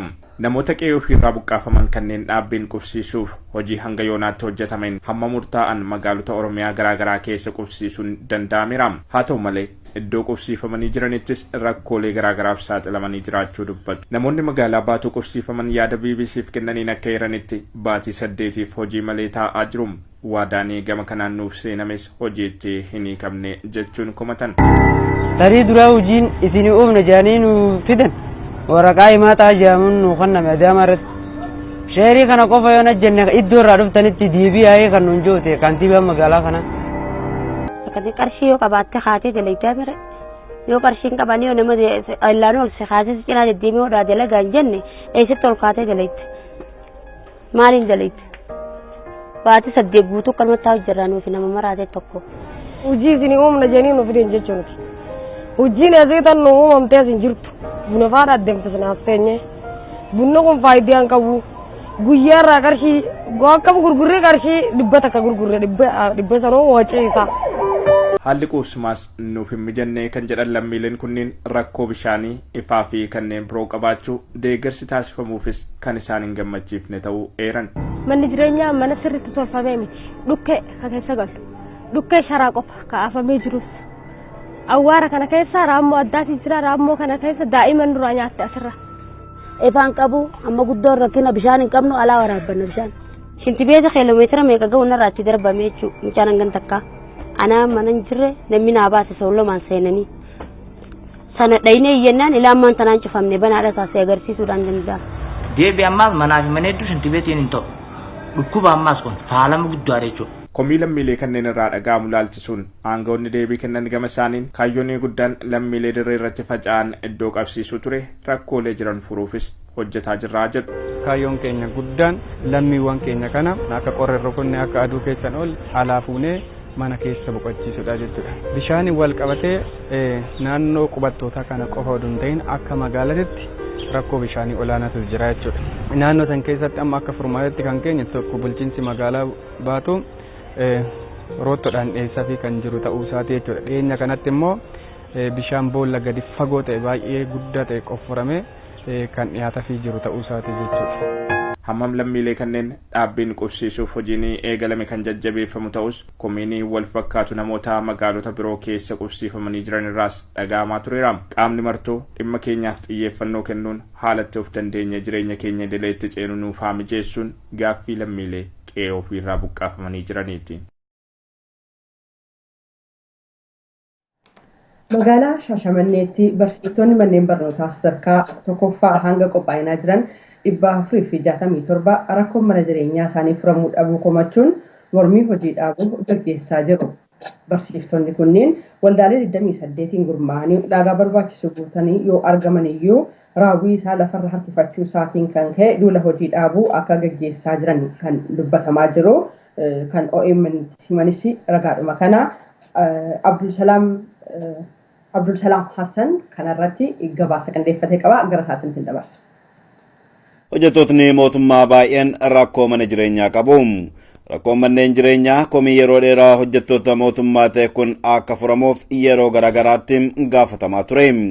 Keessumattuu komiin rakkoo manneen jireenyaa hedduu bal'aa yoo ta'u, rakkoon kunneen akka furamuuf gaaffii barsiisotni dhiyeessaa turaniif waadaan sobaa galamaa fi abdiin hin jirres kennamaafii turuun ibsameera. Waadaan rakkoo mana jireenyaa barsiisotaa furuudhaaf yeroo garaagaraatti galamaa ture qabatamaan hojiitti hiikamuu dhabuun barsiisotni magaalaa Shaashamannee guyyaa kaleessaarraa eegaluun mormii hojii dhaabuu gaggeessaa jiraachuu namni garasii dubbisne Oromiyaa Miidiyaa Neetworkitti himeera. Akka yaada nama dubbifne kanaatti barsiisotni akkaataa qajeelfamni hayyamuun waldaadhaan akka ijaaraman kallattii ta'e hordofuun waldaa 28 ijaaramanii ulaagaa hundaa guutanii argamanis laftii mana jireenyaa osoo isaaniif hin kennamin turuu ibsanii mirga isaanii kabachisiisuuf mormii hojii dhaabuu guyyaa lammaffaa isaanii itti fufaniiru. Egaa akkuma beekamu barsiisonni waggaa dheeraarraa yoo xiqqaate naannoo waggaa jalatti barsiisaniiru waldaadhaan argi gurmaa'anii. Haa ta'uti garuu gurmaa'anii qajeelfama barbaachisuun nama beekanii keessumattuu immoo qajeelfamni irra darbee mootummaan naannoo Oromiyaa gadi buuseen qajeelfamni sun mootummaa guutuutti barsiisaadhaaf kennamuu qaba kan jedhu ture. Haa ta'uti garuu akka bulchiinsa magaalaa Shaashamanneetti hagammaatti waldaaleen gurmaa'an waldaa 28 hagayoonaatti tokkollee naannoo barsiisaa 427 gurmaa'an jechuudha waldaadhaan. Hagammaatti waadaan tokkollee hojiirra oolu kantiibaan kan irratti jijjiirame tokkollee furmaanni hagammaatti nu kennamaa hin jiru. Kanaaf barsiisaan abdii kutatee kaleessarraa jalqabee hagadhaatti mormii isaa dhageessisaa jiru. Barsiisotni kunneen rakkoo isaanii kana itti himachuuf qaama isaan dubbisuu barbaadanis hanga ammaatti qaamni mootummaa isaan dubbise kan hin jirre ta'uu himanii gaaffii karaa nagaan jalqaban kana hanga mirgi isaanii kabajamutti kan itti fufan ta'uu addeessaniiru. Mormii hojii dhaabuu barsiisotni magaalaa Shaashamannee geggeessan kana miidiyaan naannichaa OBN hordofee waraabus qilleensarraa oolchuu dhabuunis barsiisota kanneen komachiseera. Mormii kana irratti barsiisotni manneen barnoota sadarkaa tokkoffaa hanga qophaa'inaa 467 ta'an kan irratti hirmaatan ta'uu odeeffannoon garasii arganne ni mul'isa. Ajeen daawwattoota keenya tamsaasa kallattii daawwachaatti jirtan oolmaa Oromiyaa irratti yaada keessan akka nuuf gumaachitaniif sa'atii yookiis daqiiqaa murtaa'een booda hiree isiniif kennina. Lakkoofsi itti dhimma baatanis 612-294-6770dhaan nuuf bilbiluu dandeessu. Jiraattonni godina Harargee lixaa amin dhiifama. Jiraattonni godina Harargee ba'aa aanaa qarsaa barattoonni mana barumsaa sadarkaa lammaffaa bishaanii fi elektirikii dhabuudhaan rakkoolee garagaraaf saaxilamaatti jiru. Kanaaf qaamni dhimmi ilaallatu kanarratti fala nuuf kennuu qaba jechuudhaan komatani. Jiraataa aanaa qarsaa waliin bilbilaan turtii taasisneerra walumaan haa dhaggeeffannu.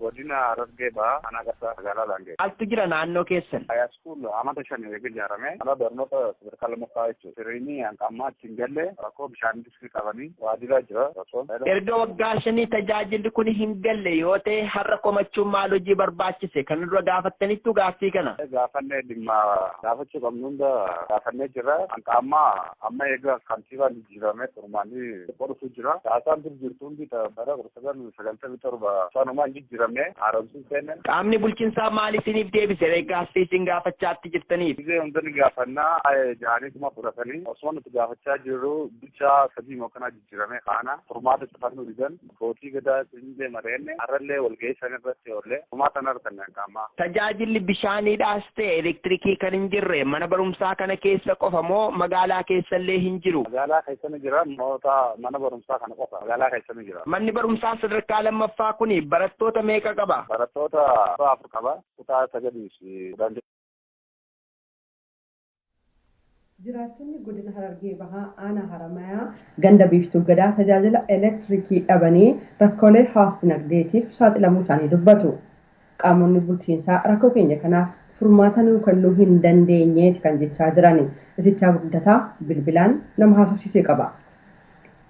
Ana Ramati, Godina Rabbi, Ana Rama, Rabbi, Goda Kanjan, Tido, and Gagga Kazafi, Rabireda, Harakawal, and Tisabeta about it. Edo Kanati, Maltu Simudatere, when you would the Rakina Fati, Ala, Dada, Kajati, Yermero, and Vatajara, Hawati, a dear Kachajara. Durma Chitabo, Ergairo, Yotira, Kona Kashikun Simudate. The Reserve of Santero, Baji, the Devia, Amma Hinjure, Sati Kanati, Tajaji, Electric Magala, Case and Case and Juru. I'll get the Via de Brecana, Alcan Raja, a bit in Raba de Vita. Amni Bulkinsa Malisini de Bisani, Rakole Simuda Chasti, Rukaram Marsini de Bisani. Amni Bulkisa, Matakan, Formato, Hamanji, Mundia, and the Wellness in the Kami, Yarita, and a person, Amagra, Jamin, Dagger. In Macanafana, welcome Sistani, Akanano Sanat, Yokisakajata, Dokanatuan, and Toyoka Bastani. When the Damukami didn't Bulkisiana, if you already did not in Rakota, you can Kasuru Gana, Kasmata, Botin, Kavina, and they pass over.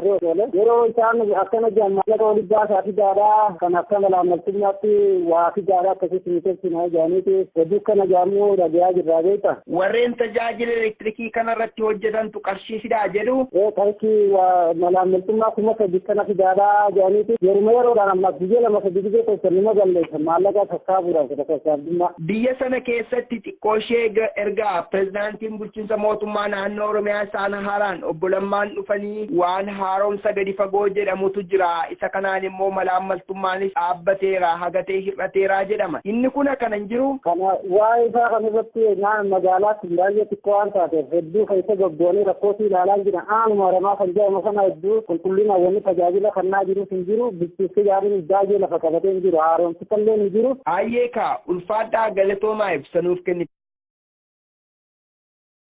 ayeen daawwattoota keenya odeeffannoon kutaalee Oromiyaa bal'oorraa qabanne kanuma hagammaa tureega. Sa'aatiin kun immoo sa'aatii itti bilbiluudhaan yaada keessan qooddanidha yookiis nuuf gumaachitanidha. Lakkoofsi itti dhimma ba'uu dandeessan 61294 677 egaan wayita isin bilbiltan bilbila keessan tooraan fuunee gaaffilee fi yaadota isin qabdan karaa tamsaasa kallattii OMN Facebookii fi saatalaayitii kan isin biraan geenyu ta'a. Gama teknikaan kan nu waliin jiran Fuad Siraaj akkasumas Faraan Abdulsalaam sagantichaa qindeessuudhaan kan isin biraan ga'aa jirru immoo an itichaa guddataa akkasumas waayilli keenya Raayil Girmaas nu waliin jirti. Keessummaa kan godhannes JAWAR MOHAMMED mee JAWAR odeeffannoo har'aa gaafa ilaallu keessumaa kutaalee Oromiyaa bal'oo dhimma warqee Midrook laga dambii tiikaasee hanga kutaalee Oromiyaa bal'oo kanneen akka bu'uuraalee misoomaa bishaanii fi elektirikii dhabuu naannoo Harargee ba'aa guutummaatti gaafa ilaallu akkamitti ilaalta gaafan jedhu fakkeenyaaf Oromiyaamti kuni yookiis Oromoon kuni baratti waan akka abjuu wayii argina yookiis immoo kaayyoon Oromoon kaleessatti wareegame waan dhugoome fakkaata jedhee bifa shakkiif bifa yaaddoodhaan ilaalaatti jiru. Ati immoo akka ilma Oromoof akka itti siiqinsaan dhimma kana taajjabaatti jirtu Oromoon testuu jeneraal gaaffii baay'ee bal'oodha. Garamitti waan deemaa jiru sitti fakkaata haalli siyaasaa dinagdee hawaasummaa Oromoo kun. Ultimately Oromoon ifumatti deematti nama naan. Kaleerra arra wayyina jabaachaa kun deemaa jirra. Haa taatu garuu oppidiyoon kijibaan garaa nama bukoisaa qabatamaan homaa gama misoomaatiin haa taatu gama nageenyaatiin homaa hojjechaa jiru. Dirqamni naa qabi. Hello. Akkam jirtu nagaa keessanii? Nagaa nageenyi baraadha. Nagaa galata rabbii eenyu jenna eessarraa bilbiltanii dhimma isaa jiru irratti yaada keessan gabaabinaan osoo nuuf qooddanii. Ani magaalaa Kaanaadaarraa bilbilaa Umariin Jaamaa. Yaani ani qabu waa'ee dubbiin abdiillee tun hedduun dibbee jirti. Namtichi kun wanni akkanatti oppidootti gartee ni dhageeffama. Eeyyeen hin dhagaa itti fufaa. Wanni oppidoo akkanatti uffateef namtichi kun wooma takka qofaati. Waraana qaba. Waraana waan qabuuf waraana guddaa qaba. Inni hanga gartee TPLFitti hidhamee wanni inni biyya isaatiif godhe waraana jaarrate. Oppidiyoon amata 27 kaabinee ijaartee ganda keessa deemtee dachii gurguraa turte amata 27. Kanaaf abdiilleen isaan tuffata. Amma wanni inni ani dhaamuu barbaadu Dr. Abiyyi fi lammaan hidda ganda keessa deemanii xayyaaraa fi makiinaa fi gaangee qoranii harka nama fuudhanirra Oromoon yeroo harkatti wal fuutu hin jiruma. Kanaafuu maalii fi ijoollee lammaa magarsaa qawwee nuu biteettu tana maan hidhachiifne gaafatti kunoo waraana milishaa 5,000 qofa leenjise. Milishaan 5,000 kutaa 11 Oromootiif humaan gootu. Hidda deemanii nagaa gartee manguddoo fa'aa harka fufuudha. Wanni Oromoon harkatti wal fuutu hin jirtu. Yeroon amma keessa jirru yeroo gartee yeroo badduu keessa jirru. Hidda san godhan maaliif ijoollee gartee lammaa magarsaa qawwee nuu hidheettu tana qawwee ittiin hiine kana dubbiin xiyya. Kalamadaa immoo jawaarifa wanni ni dhaame wanni ni gaafiin naan qabu. Dhugaa qabsoon finiintee OPDO'n gartee furmaata fiddii jechaa ture. Amma immoo gartee OPDO'n ta durii miti jaa. Duris ammaas OPDO'n takkuma OPDO'n OPDuma never najisni hin jijjiiramu. OPDO'n vaayirasii gartee jarmii TPLF irraa najaa hin baatu. Kanaafuu haala kanaan taanii OPDuma tana kadhachaa oolurra mala tokko maaliif hin goone yoo haa isii jalatti hiriiru yoo haa gartee isii fi gartee wayyaanee bikka takkatti firraa buusu haala kanarratti akkam jettaa OPDO'n OPDumaa tanumaan jechuu barbaade galatoomaa. Haa ta'u guddaa galatoomaa ulfaadhaa bilbiltanii yaada nuu kennitaniif egaa dhimma kanarratti Jawaaris yaada ni kenna. Ayyan daawwattoota keenyaa daawwachaatti kan jirtan kun oolmaa Oromiyaati. Oolmaa Oromiyaa har'aan odeeffannoo kutaalee Oromiyaa bal'oo keessumaa dhimma warqee midrook laga dambii haareffamuu waliin wal qabatee lubbuun namoota lamaa wareegamuu fi namoonni torba immoo madaa'uudhaan yeroo har'aa wal'aansa fudhachaa yookiis argachaatti akka jiranii fi haala yaaddessaarraa akka jiranidha. Dhimmi kun immoo naannoo Gujii keessatti qofa otoo hin taane kutaalee Oromiyaa bal'oo keessatti mormii yookiis sochii guddaa uumaatti akka jiru. Tarii Jawaar hanga namni bilbiluutti gaaffilee murteessoo lama gaafatan namni kun gaaffii kana qabattee ta'ee yaada. Inni tokko kan isaan kaasan keessumaa Oromiyaan gama waraanaan of tumsuu qabdi yookiis of jabeessuu qabdi jedhaniitoo fakkeenyaaf Abdii Iileen humna waraanaa guddaa qaba. Wayita kanatti OPDO'n humna waraanaan of jabeessaa osoo hin taane warreen shira hojjetan kana kaabinoota muudaadha kan isaan turanii isa kana yookiis immoo qabeenya Oromoo gurguraatti turan kan jedhudha. Kabiroo immoo Oromoon fallisaa maali? OPDO vaayirasiidha jedhanii jecha isaan dubbatan fayyadama word by word. Kanaafi akkam gochuu qaba Oromoon guutummaatti OPDO kanarraa haa fagaatu moo furmaata biroo maal gochuu qabaadha kan isaan jedhani. Dura kaaftee turte haalli ammaa maal fakkaata kan jedhu gama tokkoon of course qabsoon jijjiirama baay'ee fiddi biyyanitti siistama biyyasanii ishee gootee jirti. Jijjiiramoonni dhufan kun uummata keenya hamma tokko waan abdachiisanii abdiidhaan garaa guutan fakkaata. Abdii sanarraa immoo waadaa fi jechi miidhagaan OPDO uummata keenya garaa bu'aan bokkoo isaanitti fakkaata. Hojiin qabatamaan hojjetamaan jiru. Daily nuti aanaarraa godinarraa riippoortii argannu jira. Du'aan of kolchi dubbii kee dammaan qabee tarii isaaniif carraa kennu laa. Hello. Akkam jirtu nagaa keessanii?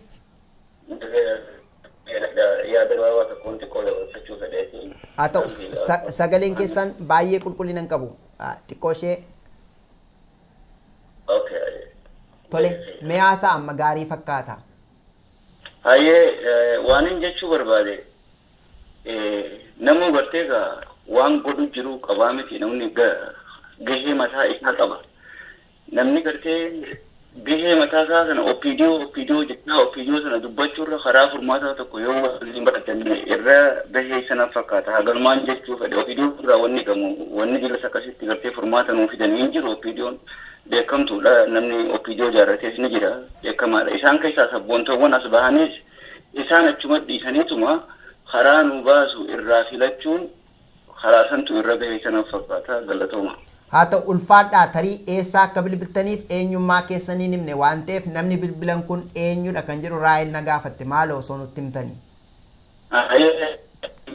Maqaanuma lakkoota naaf galatooma. Ayyee. Tole Jawaar meetti fufi. Akkuma reefu jetti uummanni keenya abdiin amma tokko guutamee jira. OPDO'nis abdiin guutaa jirti. Qabatamaan homaa hojjetaa hin jiran. Bu'uura misoomaa irratti dhimma misoomaa irratti wanni hojjetaa jiran hin jiru. Dhimma nageenya irratti homaa wanni hojjetaa hin jiru. Dirqamni mootummaa tokkoo kan dura lubbuu lammiilee baraarudha. Security is number one. ummata keenya bitaa mirgaan bahaa dhihaan ajjeechaan irraan dhaabanne. Erguma oppidiyoon taayitaa qabattee biyya bulchuu eegalte kanallee ajjeechaan akkuma itti fufeen jira. Gama misoomatiin bu'uuraalee kan misooma amma haasa'uun eegallaani sun karaalee amma baale kan guddina adda addaa keessatti roobni irraa dhufaa jiru kana keessatti namni socho'uu hin dandeenye kana yoo itti keessaa bahuu hin dandeenyu dhiisuun wayyanaaf fakkaata. Gara waraana diilee waan jaarratee fi oppidiyoon nama hiikkachiisaa jirti bara. Nama mooyyalee irraa diina faccisuun hafeet ummata mooyyaleetiin qawwee hiikkadhaa jedhan. Poolisii achi hiikkachiisan. Ummata didee yaalaa malee guututti hiikkachiisuu barbaadan. Waggaa 27 haga ormi hidhatu haga orma hidhachiisan ani warrummaan ammallee akkamitti irraa barachuu dhabanii agaruu hidhe. Xiqqoo hiyyeessee ture lammaan bara dabre. Xiqqoo nama keenya hidhachiisuu milishaa hidhachiisuu leenjisuu hidhachiisuu illee baatu leenjisuu eegalee ture. Amma immoo faallaa sanii command postiin oppidiyoodhaan hoogganamu. Command postiin har'aa oppidiyoodhaan hoogganamu. Command postiin oppidiyoodhaan hoogganamu nama keenya hiikkachiisuu irratti fuulleffachuu isaa kan argaa namni du'aan san dubbate dhugaa dubbatan. Oppidiyoon furmaata jettee furmaataniif ittiin jennaan. Oppidiyoon qabsoo Oromoo tumsuu dandeessidha. Tumsuu ka dandeessu akka lammaan bara gaddaa deemaa ture sanitti qabsoo Oromoo sabboonummaa Oromoo dhugeeffata. Naareetiifi qabsoo Oromoo irratti cichanii yoo kan deeman taate. Yoo poolisiin Oromiyaa akka nama keenya hin miine godhan imaammata Oromoo fayyadu. Fakkeenya bara gaddaa wanni godhaa turan wanni an deeggareef namni kun illee deeggaraa tureef maali? Tokkoffaa sabboonummaa Oromoo dhiphoo jedhanii irratti duulaa turan san dhugeeffatanii fudhatan. Lammaffaa Oromiyaa fi qabeenya Oromiyaa saamamaa deemuutu qabeenyi Oromiyaa saamamaa deemuu santu akka hafu godhan. Kan lammataa immoo poolisiin Oromiyaa nama akkana jeefne gochuu hamma dandeetti in fact poolisiin Oromiyaa nama keenya ajjeesuu dhiisee daangarra dhaqee diinaan akka falmu godhan. Sun hamma hafee jira. Sun hamma hafee jira. Wanni argaa jirru waan naareetiivii Oromoof haallessa waan fakkeenyaaf Zorbaan Dabree saasiyaan ture. Bara Dabre biiroon hawaasummaa Oromiyaa jedhamu faabrikaalee lafa balfan bishaan balfan kan hojjettoota mirga hojjettoota sarban irratti tarkaanfii fudhataa ture. Muddee 2017 as Oromoon jala deema laala waan guyyaa guyyaan ta'aa jiru. Namni waa'ee sadiitu kaasaa jiran jiru. Inumaatu kubbaaniyyaaleen cufaman osoo jijjiirama tokkoon godhin banamaa deemaa jiru jechuudha. Amma boru gabaasa OMN sun jira. Kubbaaniyyaaleen abaaboo qaban naannoo Zuwaay kanatti rakkoon isaan bishaan irraan gahaa jiran. Kan biraa jira leek yookiin immoo haroon takka gogaa jirti naannoo shaallaa kanatti. Kana hunda irratti argamuun homaa fudhatamaa jiru. Haala kana keessatti kaleessa dhugaadhaa waggaa isaan waan gaarii hojjetaa turan karaa gaarii irra gaafa turan qabsoo Oromoo gargaaraa turan. Amma garuu haala amma jiraniin qabsoo Oromoo gargaaraa waan jiranitti fakkaatu. Hojiin gama misoomaatiinis taate gama kaaniin hojjetamu natti mul'ataa jiru. Ayyan daawwattoota keenya egaa daawwachaatti kan jirtan kun oolmaa Oromiyaati. Warreen daawwachaatti jirtan immoo karaa feesbuukii akkasumas saatalaayitii bilbiluudhaan yaada keessan kennuu dandeessu. Dhimmoota kanarratti immoo yaada akka nuuf kennuuf Jawaar Mohammed kan nuyi qabannee dhiyaannee jirru isin keessummeessuun kan si waliin jirru an itichaa guddataa akkasumas waa'illi keenya Raayil Girmaa gama teknikaan immoo Faraan Abdul Salaamii fi Fuwaad Siraajis waliin jiru. Meegaa lakkoofsi bilbilaa itti dhimma baatan 612 6-7-7-0tti dhimma ba'uu dandeessu. Mee Jawaar hangam bilbila biroo argadhuuti tarii Raayil carraansii kenna maaloo gaaffii yoo qabaatte gaafachuu dandeessa. Tokko kanuma dhaggeeffataan keenya yookaan hordofaan keenya jedhanii numti teenyee viidiyoo jechaa oolurraa gaheen keenya maali jennee ofii keenya maal hojjechuu qabna isa jedhutti xiyyeeffachuu qabna kan jedhe irratti kaasaa gara biraa keessaan gaaffii nagahee tokko jira. Gaaffiin kun maal jedha kanaan dura xiinxala kee keessatti qabsoon maaraatooniidha jedhee ture Jawaarii. Maaraatooniin immoo kiiloomeetira 42 qaba waan ta'eef dheeraadha. Kanaaf haala amma jiru qabsoon Oromoo eessarra gaheera jennee kaasuu dandeenya kan jedhu keessaan gaaffii nagaheedha. Kanarratti wanti jettu yoo jiraate. Jawaar. Galatoomi kan teenyee opidiyoo qofa amma wanni jedhamullee hin qabu. Opidiyoo nama mootummaadha. Isa ruling party sadarkaa Itoophiyaatti. Kanaaf badii biyya san keessatti hojjetamuuf rakkoo biyya san keessatti hojjetamuuf itti gaafatamuu qaban. Dhiibbaan irratti godhamuu qaba. Opidiyoo completely ignore gochuu hin dandeenyu. Har'a dhiisii gaafa isiin sadarkaa Oromiyaatti subsidiary party turteeyyuu jalaa callisuu hin dandeenye. Kanaaf waa'ee isaanii hojii isaanii imaammata isaanii tarsiimoo isaanii hordofnee irratti dubbachuun dirqama taamaalee fi direct implication uummata keenyaaf waan qabuuf garuu opidiyoo qofa ta'anii eeguun sirrii miti. Barruu dheeraa tokko barreesseen ture torban kana keessa kunis at least bakka sadiitti qabsaa'onni Oromoo bakka sadiitti yoo xiqqaate jabaatanii itti deemuudha barbaachisa. Kunis tokko opidiyoon ammaa keessattuu biyya alaa kanatti deeggarsa amma tokko argataa jirti. Naaf kolcha al tokko bilbila kanan kaas maamila sabate. Hello. Kuteka. Opidiyoon dhugaa amma tokko namoonni sabboonaa ta'an ol bahanii gara hooggansaatti haa dhufan malee even isaanuu dhibbaa dhibbatti yoo kan deeggaru taate opidiyoon taayitaa qabatte malee gahumsa capability biyya bulchuu hin qabdu. Opidiyoo keessa namni dandeettii qabuuf namni sabboonummaa qabu baay'ee xiqqaadha. Nama miliyoona 5 jettu malee hashar bashar keessa guute. Kanaaf namoonni opidiyoon furmaata fiddii ja'an sadarkaa federaalaatti illee sadarkaa oromiyaatti rakkoo furuu dandeessi ja'anii ta'anii harka dha'uuf osoo hin taane seenanii wajjin akaafaa kaasuu danda'uudha qaban. Because they don't have the capability. Technocratic hin qaban. Technocracy isaanii baay'ee laafaadha. Humni nama isaan barateetti laafaadha. Yookiin nama barate hin qabani yookiin immoo ka barate sabboonummaa hin qabu. Kanaaf ijoolleen sabboonoo ta'anii fi barnoota qaban muuxannoo bifa adda addaatiin qabani ta'anii harka dha'uuf osoo hin taane seenanii capability isaanii dandeettii isaanii fooyyessuu sabboonummaa isaanii fooyyessuu aantummaa isaan uummataa qaban fooyyessuu danda'uu qaban tokko kan. Lammaffaa opidiyoon kophatti biyya jijjiiruu hin dandeessu. Keessattuu gara sirna dimookiraasii akka ceene yoo kan barbaadamu taate koongireesiin federaalistii Oromoo jabaachuu danda'uudha qaba. Dhaabni walabaa biyya san keessatti yeroo ammaa socho'u ka hoggana cimaa qabu garuu caasaan isaa tarkaanfii wayyaan ittiin laaffate kafaa'oodha. Kanaaf kafaa'oo kan danda'u itti seenuudhaan hoggansa kennuudhaan qindeessuudhaan keessatti hirmaachuu danda'uudha qaba. Kan biraa immoo kan fagoo jiru gama mallaqaatiin bifa adda addaatiin deeggaruu danda'uudha qaba. Lakki politikaan naaf hin taatu ani paartii keessatti hirmaachuu hin danda'u warri akka kiyyaa kun immoo civic society keessa jaarmiyoota hawaasaa keessatti waan opidiyoon yoo kan jabaatu taate itti jabeessuu danda'u. Kaafaa'oon immoo jabaatee akka paartii alternatiivitti maaliif ija takka taanee deemuu hin dandeenyu ija hedduu qabaachuu danda'uudha qabna. Kanaaf kaafaa'oo deeggaruu irratti opidiyoon irrallee accountabilitiin akkasitti argamu gochuu irratti hirmaachuu danda'uudha qaba. Lakkii kanaa miti oopshinii kana sadeeniin alatti deemnu warri jedhulleen afaaniin qofa osoo hin taane of gurmeessuudhaan of ijaaruudhaan halkanii guyyaa hojjechuudhaan deemuu danda'uudha qaba. Qabsoon eessa geesse maaraatoonii maayila 42 keessa jirti. Kiiloomeetira 42 keessa. Jawaar otoo sanatti hin ce'in garuu ammatti fakkeenyaaf akka jaarmiyaatti yookiis paartiitti kan kaaste tokko opidiyoo haaluma wal fakkaatuun immoo OFC yookiis koongireensii federaalistii Oromooti. Isaan kun qaama biyya keessatti socho'aatti jiran. Haaluma wal fakkaatuun immoo jaarmiyaaleen Oromoo biyyoota alaatti socho'anis jiru. Warreen leellifannaa guddaa biyya keessatti qabanis jiru. Isaan kunoo haala kamiin akka Oromootti kaayyoo barbaadame yookiis waan barbaadamu dhugoomsuu irratti haala kamiin socho'uu qabu jettee yaadda. Maaliifeti saayinsii siyaasaa barattee tooftaan isaa maal ta'uu qaba isa jedhu immoo akka dhimma kana itti siiqinsaan beektutti maal ta'uu qaba. Yoo isaan kun immoo bakkeetti kan dagataman yoo ta'e aannaa onnee uummata kana keessaa waan biraatu jira. Waan biraa uummata kanatti fiduu fakkeessuun waan biraa hin ta'u isa kanarratti maal jettu otoo koomentii goote kanarratti. Opidiyoon koreen jiddugaleessa opidiyoo ibsa baasee qaba. Jaarmaaleen ala jiran hundumtu seenanii biyya keessatti hojjetanii jiran. Okay? Dhugaa miti jedhe gaafsan. Okay, they have to be hold to their words. Jecha isaan hojii gara gochatti akka jijjiiran dhiibbamuu danda'uudha qaban. Kana gochuudha fakkeenyaaf abaaboo yoo fudhatte yookiin immoo jaarmaaleen hedduun biyya alaa jiran kun kanuma abaaboo irraa bifa adda addaan bahani. Kanaaf labsiin shoror keessaa sun isaan illee ilaallata. Labsiin shoror keessaa san kaasu opidiyoo irra dhiibbaa gochuu. Opidiyoon tuqina firaashaa irra raftu kennaafiini kanaaf hin taane.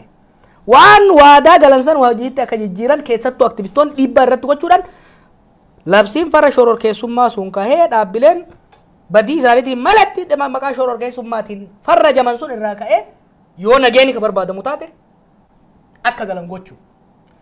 Yoo opidiyoo amanan ka taate opidiyoo wajjin bulchiinsa biyya sanii wajjin naga ishee godhanii galanii hirmaachuu. Sanii miti hin amannu opidiyoodha yoo kan jaan taate. Opidiyoolleen labsii farra shoror keessummaa kana kan hin kaafne taate qawwee filatanii jiranii miti. Qabsaa'uudha. Jabaatanii itti qabsaa'uudha. Rakkoon jiru maali? Tarsiimoo filatte san karaa filatte san jaarmaa filatte san afaaniin osoo hin taane gochaan jabeessuu hojjechuudha barbaachisa. Warri opidiyoo deeggaran opidiyoo leelisuun kophaa isaatti bu'aa hin qabu. Itti seenanii kaappaasitii hoggaa jedhu maali? Dandeettii humna namaa irra caalatti immoo sabboonummaa isii. Opidiyoon akka walaba ta'aa dhuftu. Opidiyoon ammallee maxxantuu TPLF'ti. Maxxantummaa san irraa jabaattee akka deemtuuf itti seenanii jabeessu. warri karaa kaafa'ootiin jiranis kaafa'oo gargaaruu barbaadan san irratti jabaatanii deemu. Warri ala jiran immoo haga gammaa hin hirmaatin yookiin oppidiyoo irratti dhiibbaan guddaan uummataan akka godhamu labsiin sun akka irraa ka'u hidhamtoonni maqaa isaaniitiin eeban akka bahan godhanii yoo nagayaa dhufa jedhan seenanii achi keessatti hirmaachuu yoo sanii miti jedhan immoo karaa danda'aniin mootummaa sana harka micciiranii harka kennisiisuu danda'udha. Leverage is the key. You have to have a leverage to pressure them. Leverage san immoo uummachuudhaaf akka jaarmaatti cimuudha barbaachisa jechuudha. Iddoo sanatti garuu waamicha opinion yookiis dhaabbanni dimokiraatawaa uummata Oromoo opinion akka dhiyeesse kaasteetta keessumaa jaarmiyaalii siyaasaa biyya alaa jiran isaan keessaa namoota farra shororkeessummaa tan himataman keessaa atiyyuu kunoo na cinaa jirta Jawaar Mohammed Oromiyaa Miidiyaa Neetwoork isaat fi akkasuma immoo adda bilisummaa Oromoos fudhachuu dandeenya. Egaa jarreen kun warra akka farra shororkeessummaatti xiqqoo ishee moggaa qabatan yookiis akka finxaaleeyyiitti ilaalaman isa kanarratti jalqabumaa yoo fudhanne opinion qaama sadarkaa naannoo jirudha. Qaamni kun immoo qaama biyya sana bulchuu keessatti gahee qaba. Haa ta'u garuu opinion ati haaromaayyuu hin jirtu matumaayyuu moofa'aa jirti jettu kuni haala kamiin yookiis dandeettii maaliin sadarkaa biyyaa irratti jaarmiyaa falmaa jiran kanaaf waamicha dhiyeessuu dandeessi? Hunda dura jaarmaan isaa finxaaleeyyii miti ekstreemizimii miti meenistiriimiidha dhaabbileen kunis yoo ta'e kanaaf finxaaleeyyii miti. Ka gama laal opiniyooni dandeettii qabna taayitaa qabannee jirra. Itoophiyaatti ol guddannee jirra Oromoo jechuun barbaachisu jechaa jiranii bara. Prove it mul'isi erga Itoophiyaa to'attee jiraatte Oromoo jechuun kun yoo bu'aa kan hin buufne taate. Opinion waan jeesan hojiitti hiikuu danda'u waan jeesan immoo tuffachuun qabnu waan namni waan jaarmaan jedhu keessattuu jaarmaan biyya bulchu tokko waan inni jedhu san sanumaan xalafanii lafaan dha'uu barbaachisa. Kanaaf wanni an jaarame yoo ta'an jechaa jiru maali? Take them seriously yookaan opinion waa jettu take them seriously amanaa jechuu miti waan isaan jedhan amanaa miti waan isaan jedhan amanuu hin qabdu garuu jecha isaan waadaa uummataa galan san clearly uummatatti agarsiisuudhaan takka waan jedhan san akka dhugeessan. Yookiin immoo kijibni akka itti kutu lammata akka isaan hin kijibne gochuu barbaachisa jechuudha. Jiru amma deeggartoota baay'ee argataa jiran opiniyoon. Tifoozoo guddaa qaban amma. Tifoozoon sun immoo opiniyoon jijjiirama hiddi jedhee amaneeti kan deeggaraa jiru miti. Eega akkas taate opiniyoon waan waadaa seente kana akka hojiitti hiiktuuf dirqisiisuu danda'u qaba. Labsii yeroo muddamaa yeroo jirutti waa'ee paartii haasa'uun nama rakkisa. Namnu bahee galuu hin danda'u. Nama maal jedhan uummanni hiriira bahuun gaarii miti uummanni hiriira bahuun gaarii miti maal labsii yeroo muddamaatu jira. Maal labsii yeroo muddamaa dheengaddaa akka waggaa jennu isin hin callifne. Kanaaf wanni barbaachisu maali? Paartiileenis ta'anii namoonni waan kana keessa jiran dhiibbaa irratti godhu. Look, opiniyoon dandeettiin hin qaba jette eega jette deliver gochuu danda'uu qabdi. Yookaan immoo dhiibamtee akka hin qabne nutti mul'isuu danda'uu qaba. Maaliif? Shawwaddee jiraachuu barbaaddi laal. Gama nullee sossobdee Oromoo sossobdee wayyaanillee sossobdee achumatti jiraachuu danda'uu qabdi. No way. Amma booda Oromoo shawwadaa jiraachuun hin danda'amu. Waan waadaa galte san bakkaan ga'udha. Waa'ee amma gama OMN gama kiyyaan kaafte. This is secondary. OMN is secondary. OMN biyya alaatii hojii isaa hojjetaa jira. Hin gammanna osoo biyya san keessatti bilisummaan pirasii jiraate biyya san keessatti seeronni kun haqamanii OMN oofisa achii qabaate gabaase asii bilbilaan ati cinqamaan ooltu qabalee hunda keessa dhayitee direct report hojjetta turte. Osoo akkas ta'e ni gammanna. Nu miti garuu mee dura warruma biyya jiru dura warra hidhamee hidhatti shamaa jiru hunda keessaa baasu labsii muddamaa kaasanii uummanni bilisa akka ta'u. Opiniyoon maal godhaa jirti beeyta? Labsii muddamaa kana wayyaaneen hanga wayyaanee gadiitti opiniyoon deeggaraa jira. Ofii takka baalee takka boolee takka moyyaalee dhayixeeti dura na filadhaa godhaa jirti. Kaabaa harkaa miila labsii muddamaatiin hiite qeerroo humna waraanaatiin gadi qabde turu barbaaddi. They have to be challenged. Achirra challenge godhamuudha qabanii yaada jiru qabu. Haa ta'u galatoom ayyeen daawwattoota keenya akka daawwachaatti kan jirtan kun oolmaa Oromiyaati. Mee bilbiloota muraasa fudhannee kallattiidhaan kan walitti deebinu ta'a. Oolmaa Oromiyaa keenyas gara xumuruutti deebi'utti jira. Tarii Raayil dhiifama gaa hireesii kennuun dhiisi asuma of cinaatti saban argadheef Jawaariin xiqqoo ishee biiziin godhee tarii bilbila kana kaasu maaloo? Wayyaa bilbila dhaggeeffattoota keenyaaf carraa kennu wayyaa. Haa ta'u tole. Hello. Halloo. Akkam jirtu nagaa keessanii? Nagaa fayyaadha jirra. Nagaa galata rabbii eenyu jenna eessarraa bilbiltanii dhimma isaa jiru irratti yaada maalii qabdu isin? Banni nani gaafachuu barbaade Saudi Arabiyaa magaalaa Riyaadii irraa bilbilu jira. Ayyee. Irratti waa'ee gartee Oromiyaa keessaa deemu jiru kanarratti mootummaan Itoophiyaadha amma wanni inni godhaa jiru uummata Oromootiif waa takka godhaa hin jiru callisnee ilaaluu hin qabnu nutilleen waan hojiidhaan jiru takka qabatamaan nuti hojiitti jijjiirutti hin jiru kanaafuu mootummaan Itoophiyaadha ganti callisnee ilaaluu hin qabnu jaanillee yaadni kiyya kanuma. Haa ta'u gaa ayyee ulfaadhaa galatoomaa. Yalla galanni seechan hin badini. Ayyee. Waamicha dhiyeessu namni kun isa kanarratti atiyyuu maal jetta? Namni dura bulee horaarraa dubbises dhimmuma akkasii kaasisa bateef. Hello? Halo, atta jirta nagaa jirtanii tichaa kuni fasnoodhaaf ni beekirraan isii bilbila. Ayyee?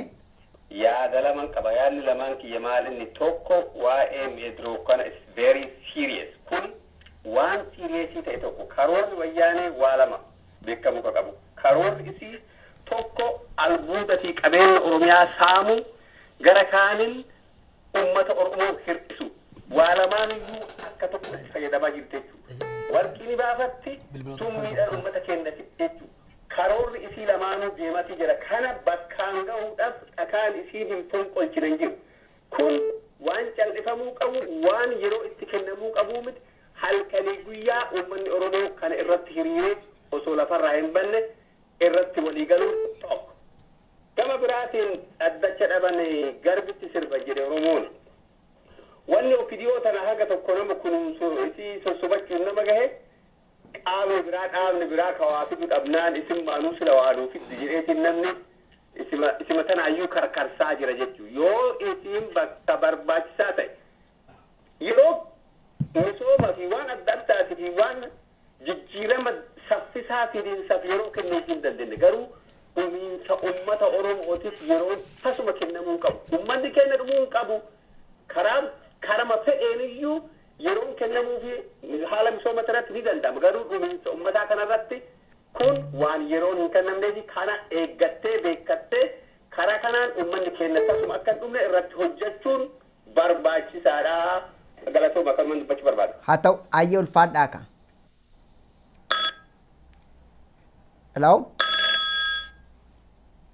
Hello? Hello. Akkam jirtu nagaa keessanii sagalee simbiraa osoo hir'istan sagaleetu nutti deebi'aa jira hiikoo wayii qaba. Akkam naguma. Nagaa galata rabbii eenyu jenna eessarraa bilbiltanii yaada maalii qabdu? Burqaa Okooti Dubaay irraa bilbiluu jirra. Ayyee? Amma nu waan irraa haasa'uu barbaanne waan opiidiyoo kana. Ayyee? Opiidiyoon amma eegi biyya qabattee amma akka nu jennutti akka nu agarrutti guyyama lama guyyama sadi guyyama baatima lama baatima sadiidha. Ayyee? Kana keessatti amma hanga waan isaan irraa agarru jirru waan gugurdaadha. Maal jettanii bu'aa guddaa buusanii jettanii? Waan gugurdaa irraa agarru jirra qaama nu yeroo TV isaanii kana gatteenye ilaallu. Haa ta'u. Gammachiisu jiranii. Ayyee? Kanuma jechuu barbaanne hangas maratti hin jabaanne jechuu barbaade agartee ammata lama ammata sadii booda itti agartee itti jabeessuun barbaachisaa malee ammaa fi yoo itti laaffisne das nu jedha jechuu kiyya. Haa ta'u tole ulfaadhaa gaa haa jajjabaatan jenna ka. Haa jajjabaatan jenneerra. Haa jajjabaatan jennee akkasumas jalum dhaabbannee waa oofnu barbaanne. Ayyee ka ayyee. Galatooma. Nagaatti. Hello? Hello? Akkam jirtu nagaa keessanii? Nagaa akkam jirtu warree OMN fayyaa? Nagaa galata rabbii nagaa keenya maal jettanii eessarraa bilbiltanii? Maqaan kiyya Mohammed Birraa jedhama Jimmarraan bilbilaa. Jimma gaafa jettanii suma Oromiyaa sana moo? Jimma Oromiyaa oduma sana. Haa ta'u ayyee? Gaafiidhaan qabu tokko OMN irratti gaafiin qaba. Gaafii naannoo hawaasa an jiru keessatti bal'inaan yeroo ammaatti ka'ee haasa'amuu jiru. OMN ija gurra uummataa ta'ee amata arfan darban eega gaafa dhalatuuti ka'ee tajaajila guddaa akka miidiyaa tokkotti kennuu isaatiin ni beekama.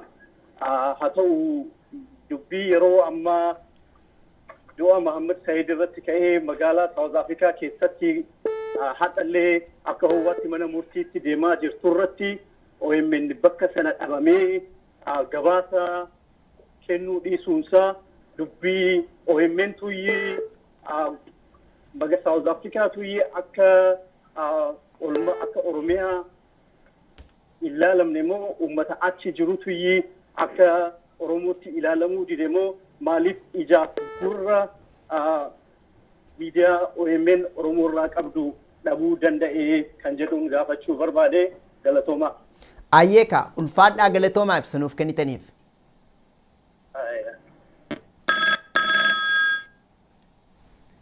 Hello. Akkam jirtu? Akkam jirtu nagaa keessanii? Nagaa. Fayyaadhaa OMN dha.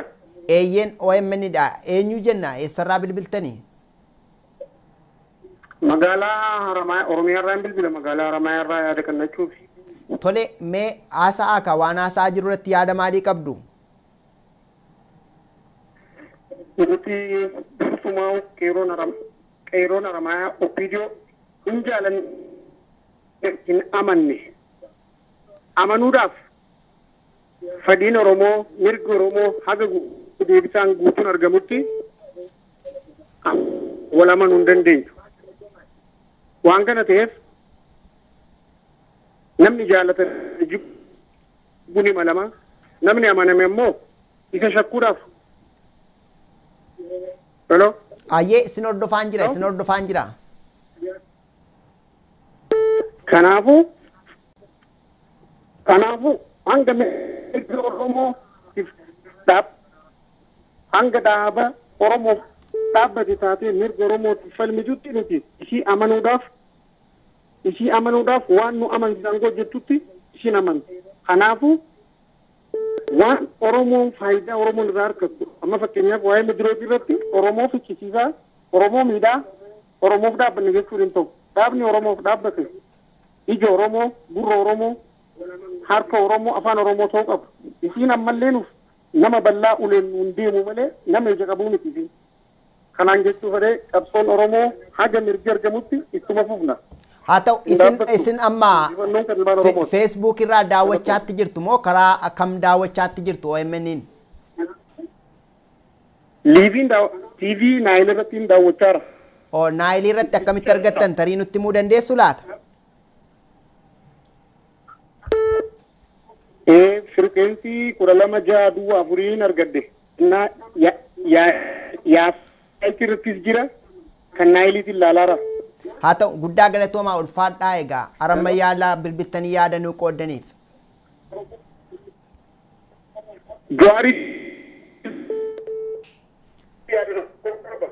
Haa ta'u galatoomaa ayyee. Haa ta'u mee itti fufaa kaa gabaabsaa.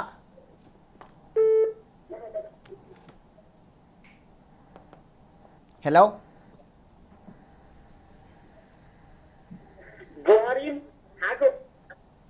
Hello. Aga Oromoo aga Opiidiyoon sirreessitutti qimiduu kee hindiitiin Oromoo yeroo makmaaku fadhii osoo gulufuu ta'a ja'anii dhawwan dibeti Opiidiyoo uleetti na dhaabinnaafin soma.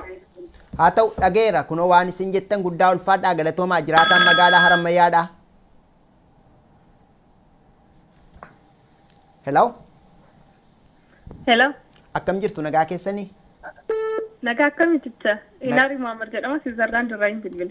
Tole maal jette dhimma isaa jiru irratti yaada maalii qabdati? Dhimmi irratti bilbile normaalii waa'ee ilaalcha namoota baay'ee sooshaal miidiyaa kanarratti illee ni argina OPDOdhaaf yeroo kennaa fi OPDOdhaaf obsaa fi jecha jedhu irratti yaada xiqqoo kennuu barbaade innis uummanni Oromoo har'allee du'aa jira. Even guyyaa har'allee waan naannoo bultii keessatti deemaa jiru argaa jirru. Osoo uummanni Oromoo akkatti du'aa jiru yeroon OPDOdhaaf kennamu yeroo kan osoo uummanni buqqa'ee hin dhaabbatin kaleessa irra deebinee arginee jirra information waa'ee uummata naannoo Somaalee irraa buqqa'anii hammarreessa keessatti rakkataa jiran. Osoo uummanni kun rakkataa jira rakkina ofii booyan yeroon OPDOdhaaf kennamu maali? OPDOon waggaa obbo Lammaa Magarsaa waggaa tokko caalanii jiran erga pirezidaantii mootummaa naannoo Oromiyaa ta'anii muudamanii. Urga gaafa saniiti garuu jechuun obsaa fi yeroo kennaa fi jedhu kana dhageenya. Yeroon isaanii kennan maal? Ammallee itti deebi'ee waa'ee labsii hatattamaa. Labsiin hatattamaa uummata Oromootirraa hin kaane. Kan hojiirra ooleeyyuu karaa seeriin ta'iniiti, karaa dogongoraatiin ammallee ka'aa hin jiru. Sababbiin isaas OPDO'n ni barbaadi labsii hatattamaa kan sagalee uummataa ukkaamsitee uummata KFO akka isaan gadi bahanii hin hojjenne ukkaamsitee uummata biratti of jaalachiisuu barbaadi. Yoo dhugumaan konfiidensii ofirraa qabaattee fi hojii hojjetaa jirtu kanatti qofitti amantaa labsii hatattamaa uummata irraa kaaftee KFO waliin dorgomuudha. Kanaaf uummata hin iyyan yeroo baay'ee yeroo kennaa fi obsaa fi jinni ka jedhan homaa wanni OPDO'dhaaf yeroo kennamaa jiru hin jiru. OPDO'n uummata Oromootiif yeroo kennaa fi hin jiru. Uummanni Oromoo guyyaa takka nagahaan bulaan jiru. Osoo nuti nagahaan hin buliin wanni isiin yeroo kennamuuf yookiin obsamuuf takka hin jiru. Haaromsi isaanii gadi fagaan magaalaa Shaashamannee fi Adaamarra gadi dabar. Magaalonni kunniin Baale, Arsiin Bahaa, Dhihaa, Lixaa hundi isaatu rakkina booyaa jiran karaa hin qaban rakkoo keessa jiran. Kanaaf OPDO'n har'allee sanuma uummata biratti jaalachiisuudhaaf fakkeessaa jirti malee wanni isaan jijjiirama fidan tokkichi hin jiru. Uummanni Oromoo har'allee akkuma duraatiif itti qabsaa'uu qaba. OPDO'n salphina hin quuftu. Yoo guyyaa takkarraa callisan borumtaaf waan badaa dalaguun isiin oolu. Kanaaf qabsoon itti fufuu qaba. Haga dandaheen uummanni Oromoo jabaatee itti fufuu qaba jedha galatooma. Haa ta'u ulfaadhu galatoomi Siwiizerlaand irraa bilbiltee yaadannoo qooddeef. Ayyee galatooma nagaatti. Ayyee nagaatti.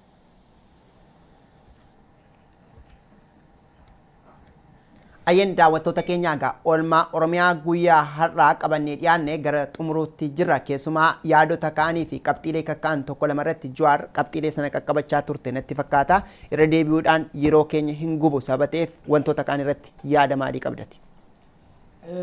Dhimmi obboleessi keenya tokko kaase dhimma haala gaddisiisaa Saawuz Afrikaatti ta'e irratti yeroo adda addaa ni ka'a. Ani gurbaa haala suukenna isaa ajjeesan sanillee nan beeka. Nama hedduu nu gargaaru ture achitti. Ijoollee himataman kanallee akkamanillee nan beeka.